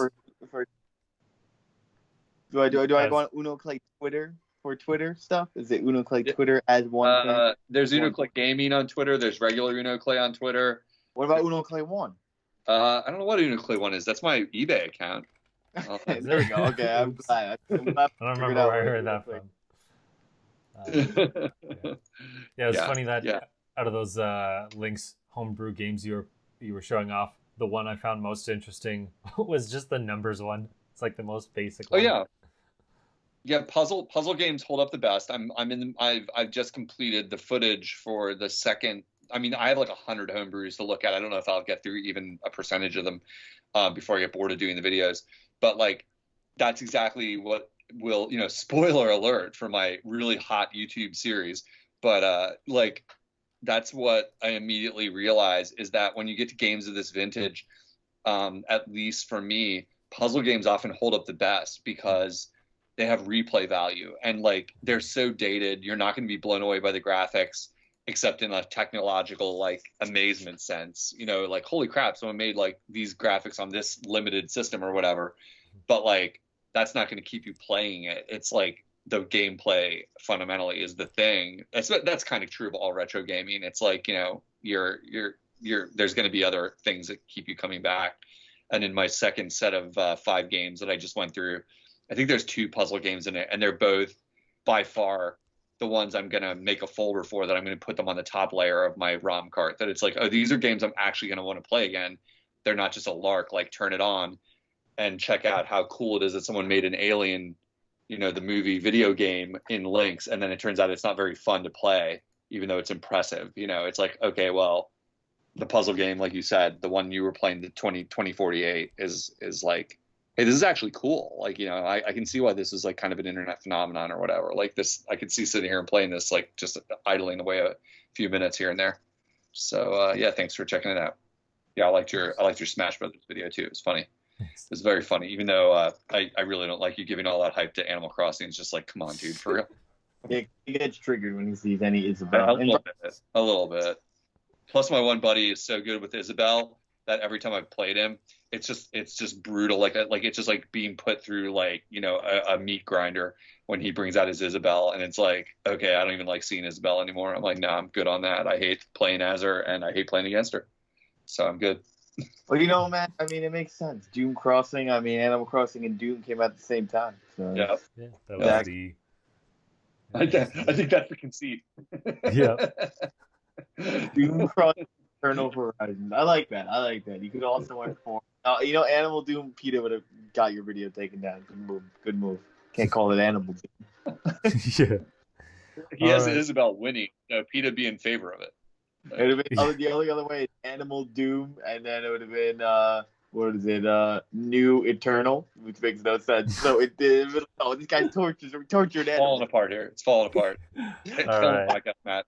Kill the podcast. All right. Wherever you're listening, you can find us at Just the Castle on every platform on the internet. Hit us up with questions if you're interested in being a guest at Just Another Castle, or me directly at the Manga Viking. So until next time, leave luck to the heavens and leave gaming to Nintendo.